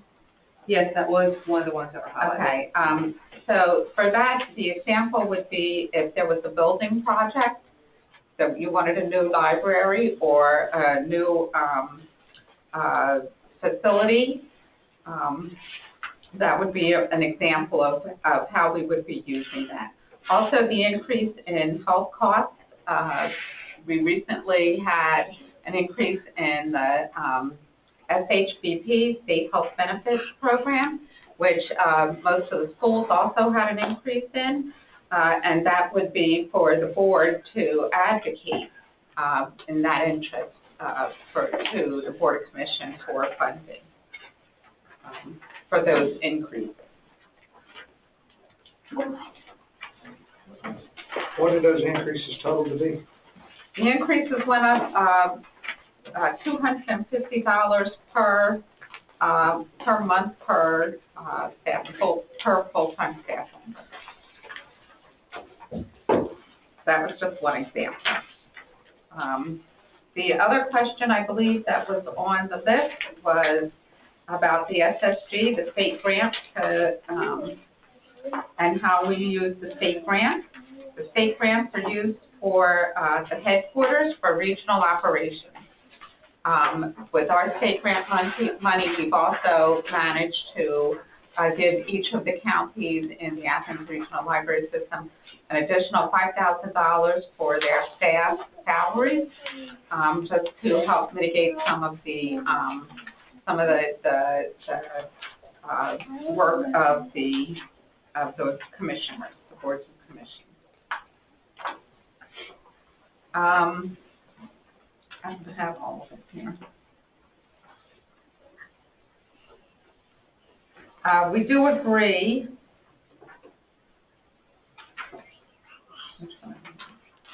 We do agree that the entire line agree to an equal distribution of all Madison County Commission funding, that be stricken. We can strike that waive and claim, but you should know that all local Madison County funds always have stayed in Madison County. They don't get shared or anything like that. The only time that would take effect, if we were looking at this proactively, is if indeed you did get another branch. And then you would split whatever the county gave to the library between the two branches or the two locations.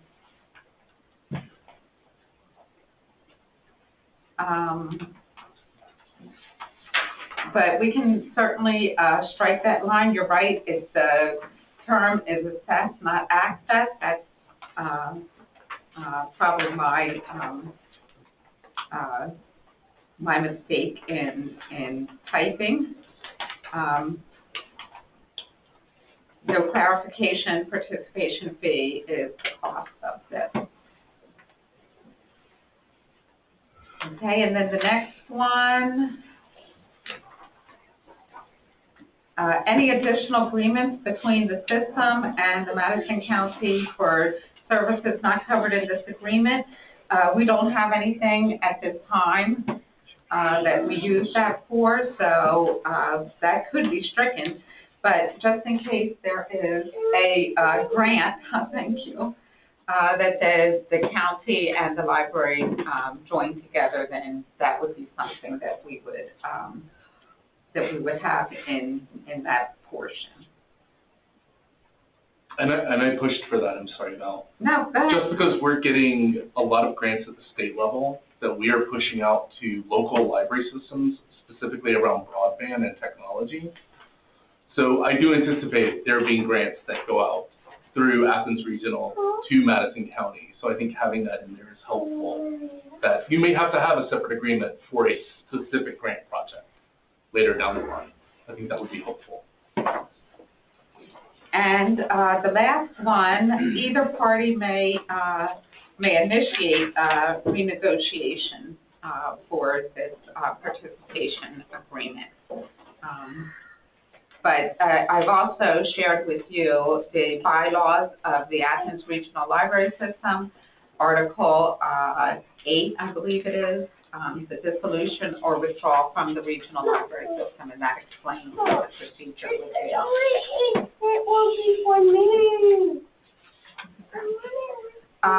One of the things that I think maybe would be helpful, and I don't know how you all feel about that, did I leave anything out?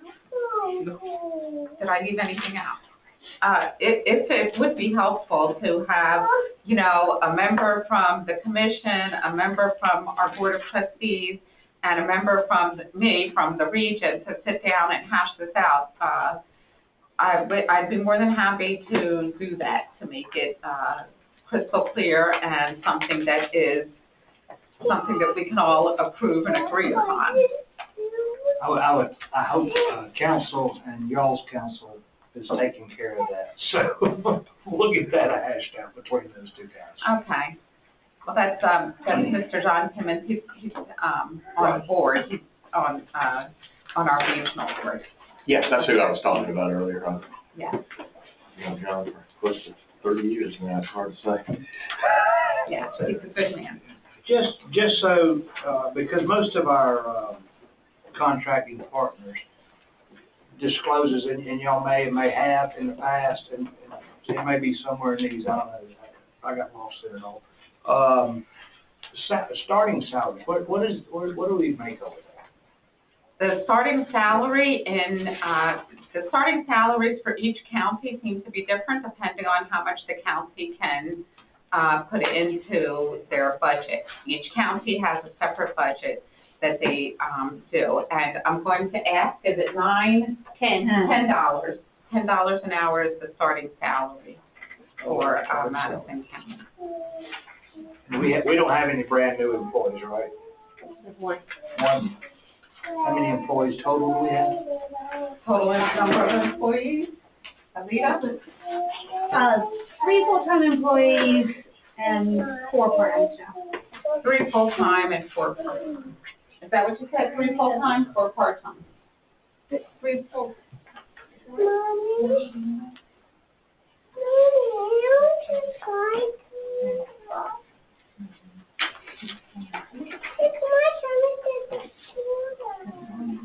That's right, okay, that's right. 3 full-time, 4 part-time. Yes, And sir. is the $10 for the full-time or for the part-time, or is it the same? Same. Okay, thank you. I appreciate what you're doing on the contract, Ms. Pruitt, you too. The question that I wrestle with on this and on all the similar agreements we have is typically when it comes time of year to discuss these, you hand us a dollar figure. And that's all I get. I don't know what I'm buying for that.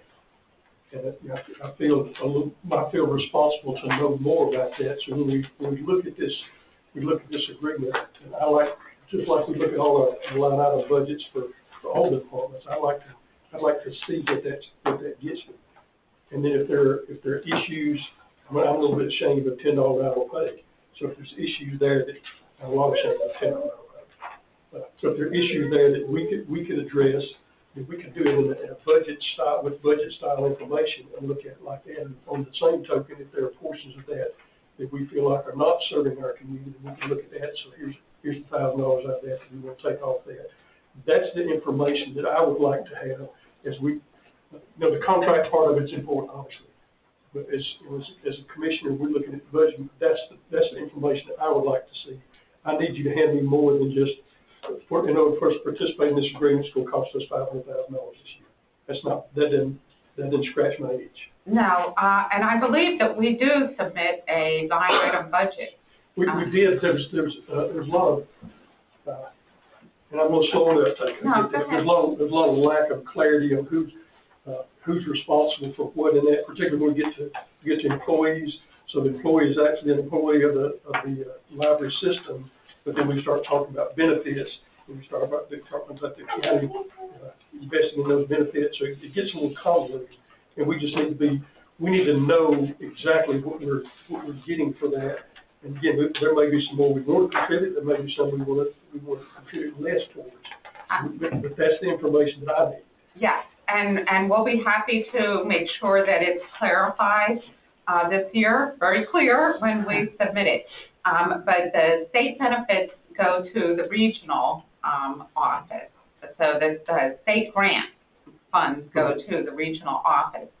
I have put in $5,000 per county to alleviate some of the funding issues for staff salaries. Actually, it really just goes to staff salary.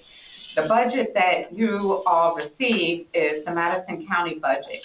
We stick with whatever we received the year before, and we may ask for additional funding for whatever the needs may be for the library. I know one of the things that our chairman of the trustees was talking to me about was seeing if the county could pick up some additional in behalf costs to free up some money for salaries. But, that's something I guess we can discuss at next year's budget. So an addendum to what Commissioner Chandler said, and I concur with everything he said. For me, looking at numbers, a year ago, 2 years ago, when Judge Rice was in here with the library board advocating for some funding for raises. I do think $10 an hour is a little ridiculous. But at that time, we asked questions of, so where does the money actually go? And we never clearly got that answer, because it was, well, it goes here and then it goes back to here, and we never really understood where that $10 comes from. Like if these two ladies in the back, they both make $12, let's just say. I don't see that $12 in our line item. I never saw it. I saw state appropriation money or regional money, or what happens regional kicks in versus what we kick in. I never could get a clear picture of saying, Todd, go to the newspaper, tell them that you donated $20,000 of taxpayer funds to the library to fund salaries or to pay for new books. We couldn't be clear. We have to be clear, because myself and every commissioner sitting here going to get asked by somebody in the public, how did you spend my tax dollars? And we say, well, we give the library this, and this is where it went. Sure, and what I can tell you is that the wages line is what you spend for wages. So when we give you the budget and it says salaries and wages, that comes from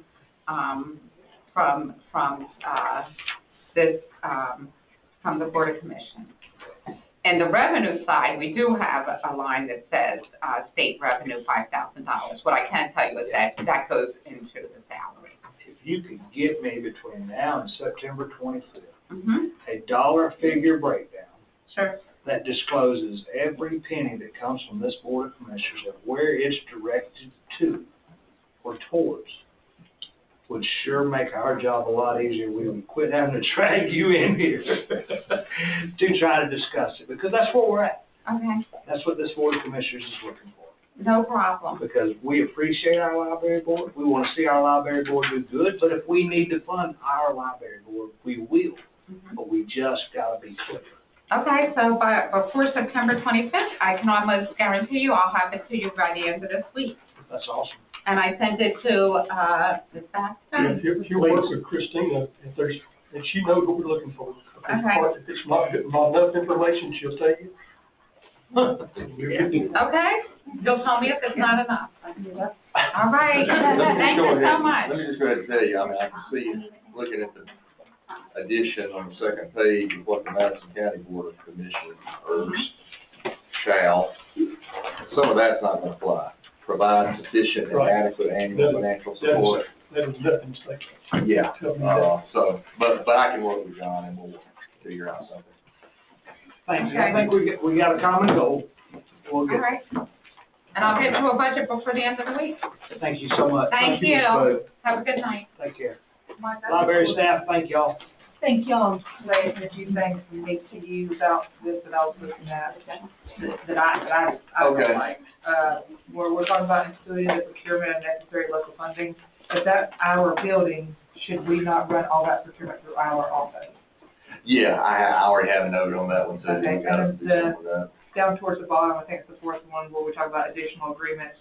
You recommended taking that out. I understand why it's put in there when you talk about funding and grants, but who holds them accountable or gives them the authority to go after state grants with matching funds? And then who are those matching funds coming from? So if we take that out, does it eliminate the county's responsibility? Well, I think that goes back to the total lack of clarity as to what the county's obligated to fund in the first place. So, yeah, we're gonna have to, I mean, I would think this needs to be a year-to-year agreement. Absolutely. With a set amount for each year. And the reason being is because the dollar figure changes year to year. Right. And we need to make sure that we're in line, because we want to protect our employees, your employees, our joint employees. So, yeah, that's good. The state grants, and I had talked to Amelia about this, the state grants that we received are for help with, the building. So if there's something that needs to be fixed or managed in the building, and sometimes this is just across the county. I always put in something for each county, I asked for something, just in case there is an accident or something happens, that the county may not be able to fully fund. We can go to the state funding for it and say, okay, well, we've already requested this money, and so the county would only have to come up with 50% of that. I ask that for each and every county, that just in case there's an accident. I mean, there was with some of the flooding, you all didn't have to do that, but some of our other counties had to rely on flooding, as well as, you know, LED lighting, things like that, that the state will help us pay for. And I feel it's my responsibility to ask for something for every county. Amelia and I were talking about that, and we can certainly, you know, tie that down tighter to what it is that you all may think you want for the next year. But I asked for funding again this year in major renovation and repairs for Madison. The question, one of the things that we need to be careful, at least for when I sit here, is not that we don't want to seek additional funding, not that we don't want to provide what we need to provide. It's the unknown caveats that we don't see until the deal is done that can get us in trouble. For example, I'm just going to use a number. You asked for a $100,000 building improvement, even if we were willing to provide the 50% match. If we don't see those contracts and we have an opportunity to see them and look at them and understand them, a lot of times, whether there's federal funds or state funds, those come with a cost. And what I mean by cost, that means, you know, we're guaranteeing that there is a life cycle that will be used, that we can't close that building in the next year or 2 years. There may be some sort of long-term operating expectation and obligation. So we just need to be careful, and not in a bad way, but just be cautious. And that's why this board, I think, is trying to get a handle on everything that we've not probably had some opportunities to do in the past. Well, in the budget that I'm going to be submitting to you probably by the end of the week, it's not going to have capital outlay, because we didn't ask for any capital outlay from the state, and I can put it on the bottom what I asked for MRR, but you know, that's really just a piece of money in case something happens and we need it. Thank you again. Thank you. All right. And when we meet again, I will send all of you updated copies of all of our stuff. I'm sorry, we haven't met since our last. It's okay. No problem. Thank you. We will send you all the attachments. All right, discuss UJ extension office agreement. Good evening. Yes, so I'm Denise Everson. I'm Northeast District Extension Director, and Travis Tankersley is, of course, your local county extension coordinator. So I'm gonna do most of the talking, probably simply because we just heard Travis a couple months ago. So it didn't seem fair to dump all this on to him at the last minute. But I appreciate y'all inviting us to come tonight. We do have a long-standing partnership with Madison County. As you're all well aware, you have the Madison County Extension Office here that supports agriculture, 4-H, and family and consumer sciences. So the reason that I'm here this evening is to ask for a budget amendment to increase the salary contribution for the family and consumer sciences position. The dollar amount that we're looking at is about $891 total for the year. The current salary contribution from the county is $9,792. We're asking for a contribution of $10,500. Our current match on that position is the university pays about $4 for every dollar that the county puts in. We also cover the benefits package for that position. This position was previously held by Brad Averill. He's been here since 2018, and he transferred to our Clark County Extension Office over the summer. So I think you have one of the documents that I sent to you. It looks like you have two of the documents. One is our current funding structure, I believe, for the positions, and then the second is kind of an infographic just looking at the past 3 years of adult programming only. With this position, it is, again, a family consumer science position. That's what a lot of us remember as home economics, basically. And the position really does community outreach education around food, family, and finance. And so A big focus of his programming was specifically related to chronic disease prevention, diabetes education, and weight management. But we also offer programming for certifications for childcare providers, our food industry folks, as well as both programming for seniors and youth. But again, we pulled out numbers for youth because that a little bit inflated, it kind of skewed the numbers in terms of what the programming outreach was. And so after our conversation 4 weeks ago, I did pull out those youth numbers. And so that gives you just a glimpse of what he was doing for the past 3 years. And again, we looked at from June, July of 2020 through May of 23, just to give you kind of a quick glimpse of some of the outreach programming and efforts. Again, what we're asking for, there's currently $9,792 allotted for that salary position, and we're asking for $10,500. The reason we're asking for that increase of $708 for salary is to get Madison County up to the minimum contribution. This position is funded by, in partnership between the University of Georgia, Madison County Board of Commissioners, Madison County Board of Education, Oglethorpe County Board of Commission, and Oglethorpe County Board of Education. So in Madison County, this is your only position that's actually jointly funded with Oglethorpe County. Your other 4 positions are also co-funded with Board of Education and University of Georgia. However, those are all 100% Madison County employees. So this is the one position that you share with Oglethorpe County. Thank you, Ms. Evers. Is it Everson? You know, it's my husband's name. People can spell Everson, they can't spell Everson. So I usually go back and forth between the two pronunciations because of the spelling issue that people have with We have a, and it could be a combination of my southern accent with a lot of vowels in there. we have a Beth Everson. Yes. So I've got a cousin here in town. Okay. So for me tonight, and for the board, the reason you're here, it was not necessarily about the increase from the 9,700 to the 10,500. Was more of a, the reason I was under the impression that we were here to discuss this tonight was more of whether we wanted to fund the fax position or not necessarily the increase, because we've already set the budget prior to the actual increase. So from my personal knowledge, it's more to discuss, are we entertaining a fax agent for 2024 or not entertaining a fax agent for 2024? And I think that's what some of the descriptions was, what does the fax agent do, which I'm glad we have the sheet here to go along with this. This is a little bit more insightful versus, our sort of rambling emails that we have between ourselves.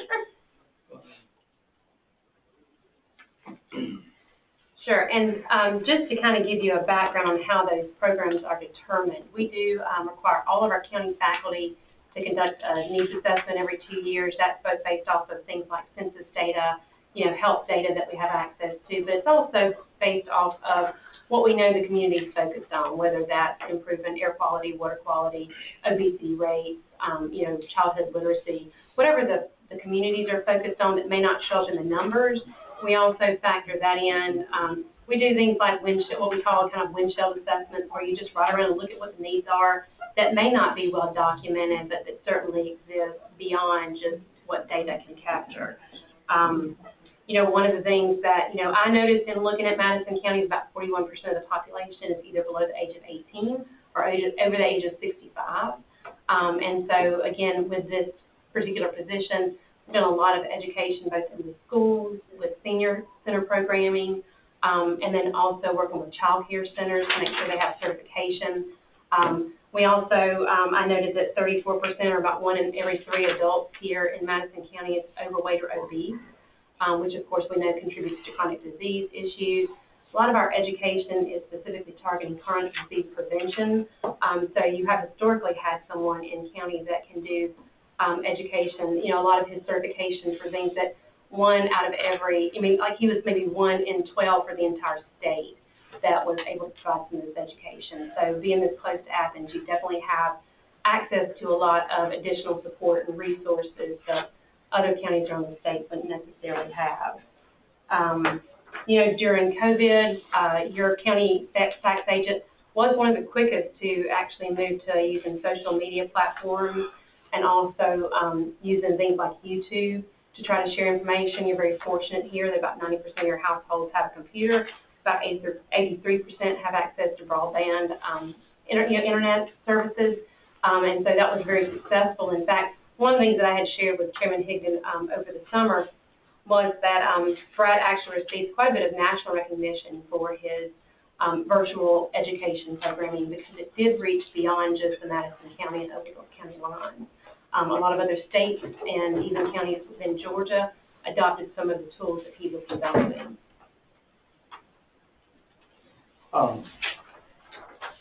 Anybody have any questions for Ms. Evers? Ms. Evers, the breakdown that you provided just on the fax agent on this breakout, out of the 43, the fax agent is only about 13,500, if I did my math correct.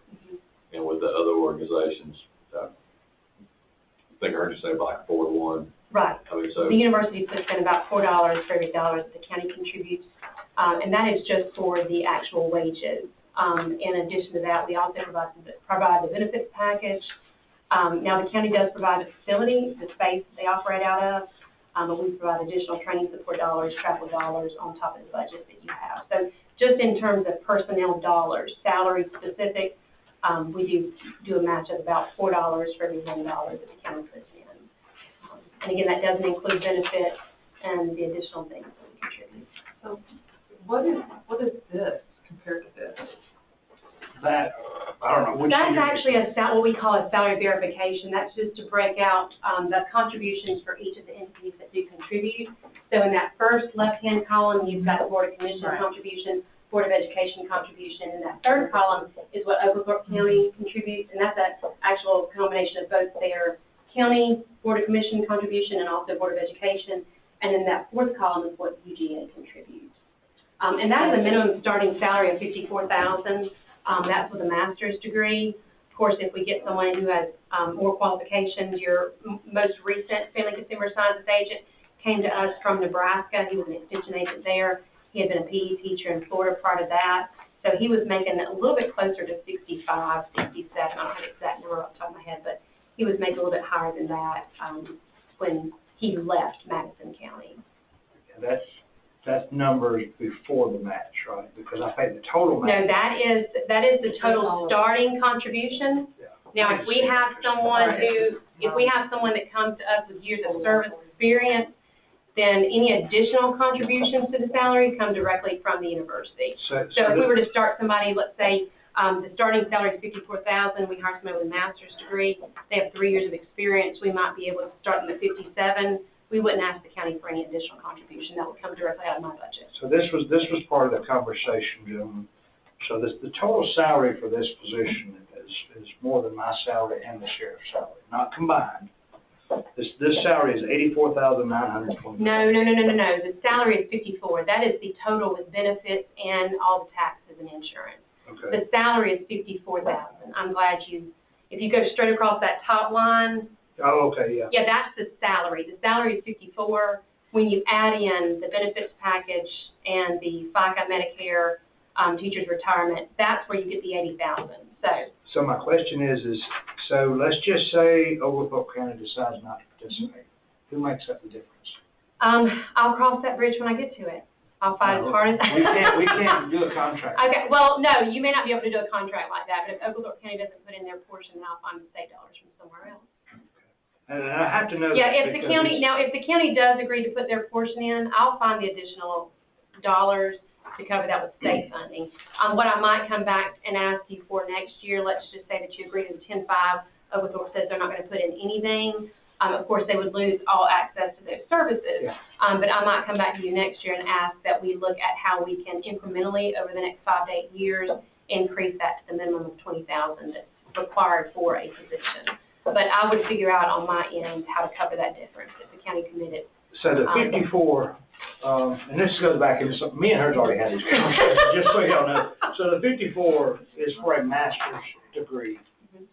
Now, we're paying for a master's degree position, but if we hire a bachelor's degree, fulfill the position, we still pay for a master's degree position. So they have 6 years, no, I mean, it's a big difference. Required. Yeah, It's because a you're $10,000 paying difference 54. in the starting salary, there's a $10,000 difference. That's right. So there's 10,000 extra dollars out there.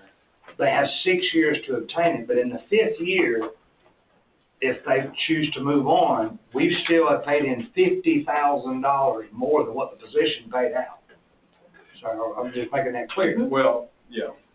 So for us as a Board of Commissioners, and from a budgeting standpoint, we need to determine, is the position worth our $13,000 and the Board of Education's $1,900?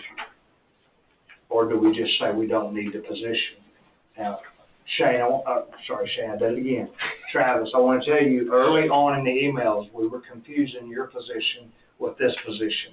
We were getting your job description. I want to make sure you understand that we are very proud to have you here.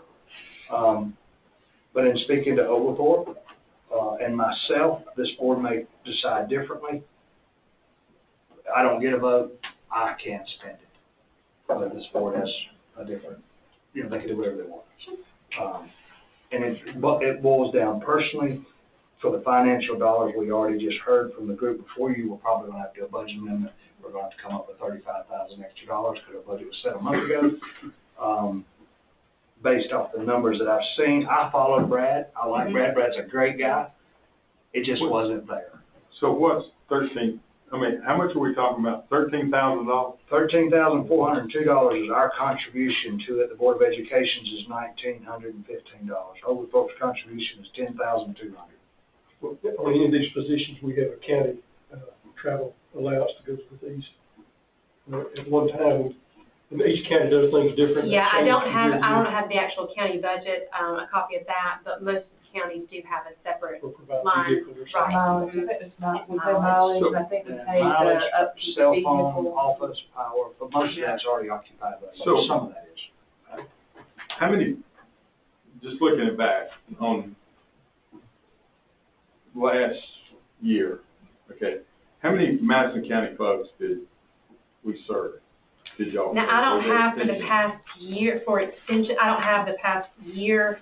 I looked at the past 3 years, because Okay. that was what Todd and I had talked, Chairman Higgins and I had talked about, was looking at the past 3 years. These are Madison and Oglethorpe combined. This is Madison alone. Is it? Madison alone. One of the challenges for me in this, and was having been in the extension before, I had a little bit of insight to these.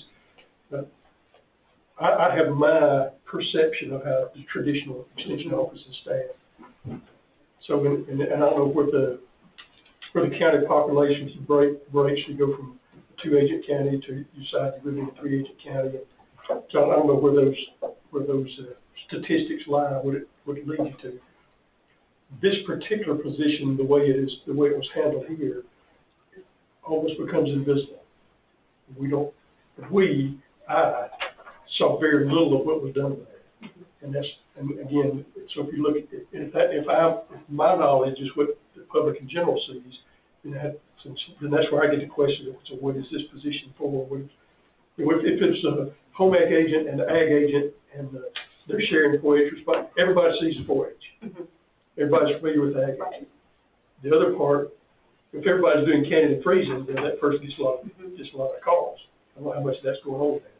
So again, I'm not saying it's not necessary, but that's why it's healthy for us to look at these every year. Absolutely. And, when you talk about some of those more traditional programs like the food preservation, canning and freezing, that was not Brad's forte or interest. And so what we were able to do was bring in people from Elbert County. We brought in agents from Clark County and from Morgan County to do some of those programs. And so that is the other part of this, is that you're buying into a network of resources. So while you may only have part of a position here because it is shared with Oglethorpe, you're actually buying into other services that, where you may have expertise that are outside of what the person you hire may be able to do. They can bring in those other county agents from surrounding counties or even from other places around the state of Georgia to provide those programs. This has helped me a lot. Thank you for the numbers. Absolutely, absolutely, absolutely. And just to give you a general idea, you know, we have about $161,000 that UGA contributes to the 5 Madison County positions, and that includes a part of this position. We currently have about a $35,000, I think, county contribution in salaries. That's prior to looking at the taxes, FICA, Medicare, Social Security. So we put in about $161,000 in personnel dollars for Madison County. Yeah, I know. Because I know Ms. Goldman is approaching retirement. So what's happened to the dollar funding that we expend? So let's say if we start the next calendar year and this position is not filled, right, or we get into the next calendar year and Ms. Goldman retires, so what happens to our dollar contributions? Do they stay the same, they just float out there, or do they stop when that position is vacant? No, I would like to think that we're going to refill the 4-H position when Susan does retire. Mm-hmm. But in the event that there's a gap. So what I have talked to Susan about and those other agents that I know are planning to retire in the next 2 years is to give me a 6-month heads up. Because if we can come to an agreement in advance and we can go ahead and post those positions, we can theoretically have somebody start the day after Susan retires or anybody else who retires. One of the bigger problems we run into is, like, for instance, Brad was not retiring, so it was a 1-month notice. So in those cases, we don't have, it's not as easy to get somebody in. But with 4-H, I've got 5 folks right now in my region that are looking at retirement. So let's use Brad, for example. That position is vacant. Right. So what has our contribution changed? So you haven't been making a contribution to that position. So yes, you've been saving that. Yeah, I'm sorry. So if you, even though we have a county contract with you, what happens is you get a bill based off of the people that are actually in the position. So when Carol Knight left, and we had talked about this earlier in the year, when Carol left, you stopped making any payments towards that position. So you actually had a vacant ag position, which of course Travis stepped into, and then you've had this position also that's been vacant since, I believe, July 1. Mm-hmm. So those dollars have not been billed to the county.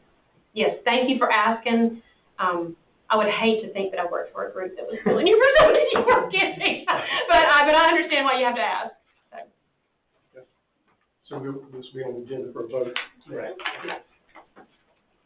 Thank you. Sure. Any other questions for me? I was just gonna make sure I know paperwork-wise, this is the annual financial agreement that's referenced in the addendum B, right? Correct. Okay.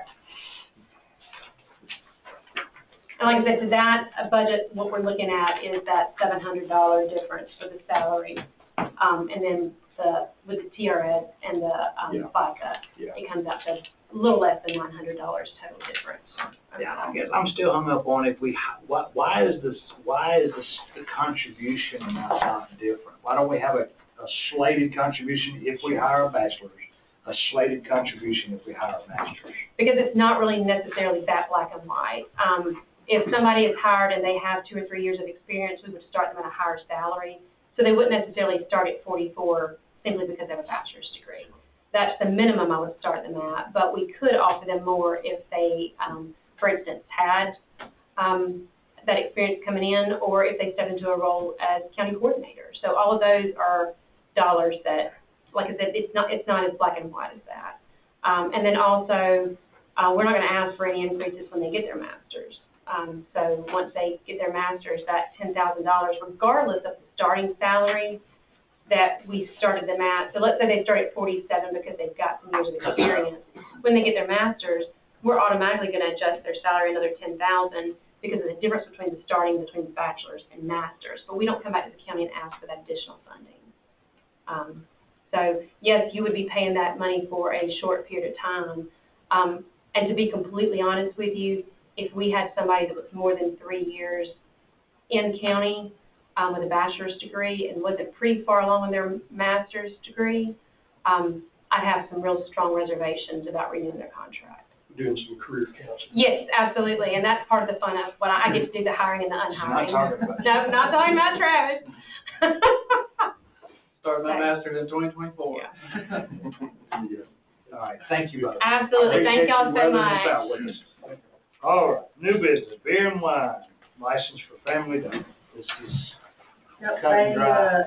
This is not for 2024 renewal, this is for 2023. We explained to them, by the time it gets renewed, you got to turn around and submit all new paperwork. They said corporate says, get a license, So, Even if it's good for 30 days. yep, so they are doing as they were instructed. Everything's been approved. They've met all the guidelines, requirements, advertisement, their public hearing will be, September 25th.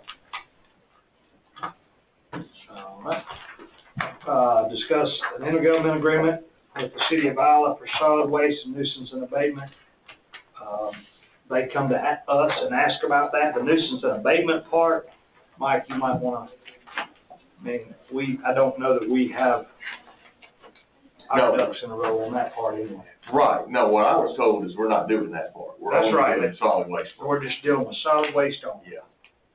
So that's what I've got that's what your, agenda packet's got, the IGA for enforcement of solid waste. Correct. And then also a separate IGA, for, our magistrate courts to serve as their municipal court. So there's a place to prosecute those violations. Christopher, I'm sure is gone by now, but, either way, it has been vetted through the attorneys, through ourselves, gentlemen. It's just up to you all to want to enter into that agreement for the city of Allen. They're voting on the agreement tonight. We have it on our 25th agenda to vote on. Perfect. Judge Patton, I did reach out to him directly to be sure that he was good with all this. He said yes. City of Isla, I think they've adopted everything that they need to adopt. And as far as I would, Christopher and the chairman had a meeting with the mayor. They're all on the same page and have an understanding. They have been asking for this for a while, and I kept turning them down, telling them they wasn't ready, they needed more stuff to do. So I think after about 6 months, they finally figured it all out, and they came in to have that conversation. So It's just a formality. If they got a problem, we can send Christopher or one of his staff members and we can prosecute. yeah, that's right. That's what it boils down to. And the county's only compensation is keeping the fines, if there are any.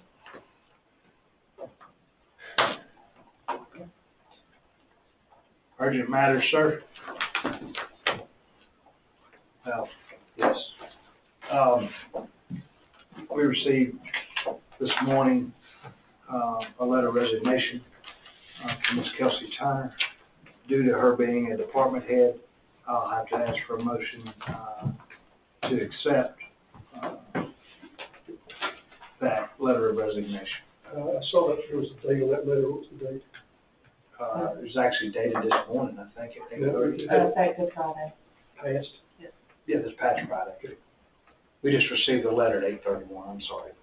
But because it's a department head, this board must vote to accept. We've accepted the resignation. Second. Motion by Commissioner Chandler, second by Commissioner Adams. Any discussion, gentlemen? Hearing none, actually it's on Derek. Good. Yes. Yes. Yeah. Yeah. All right. With that being said, any other urgent matters anyone knows about? Executive session, discuss real estate acquisition, personal matters, potential litigations. Yes, sir.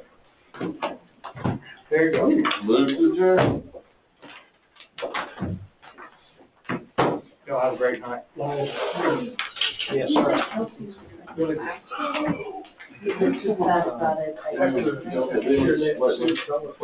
In your other clients. What I'm thinking about. He's honest. I'm thinking. You know it's just. Before we enter into this year. Yeah. Yeah. Get some of this. Yeah. My mother's right away. You know, this kind of thing that's trying to do. Yeah. I've been here all along, and I've missed it, or they're. Who's actually using it, and we just need to do it, we need to have it monitored. Maybe Brad was here, but I had to. Make this agreement. Yeah, and that's how I really felt.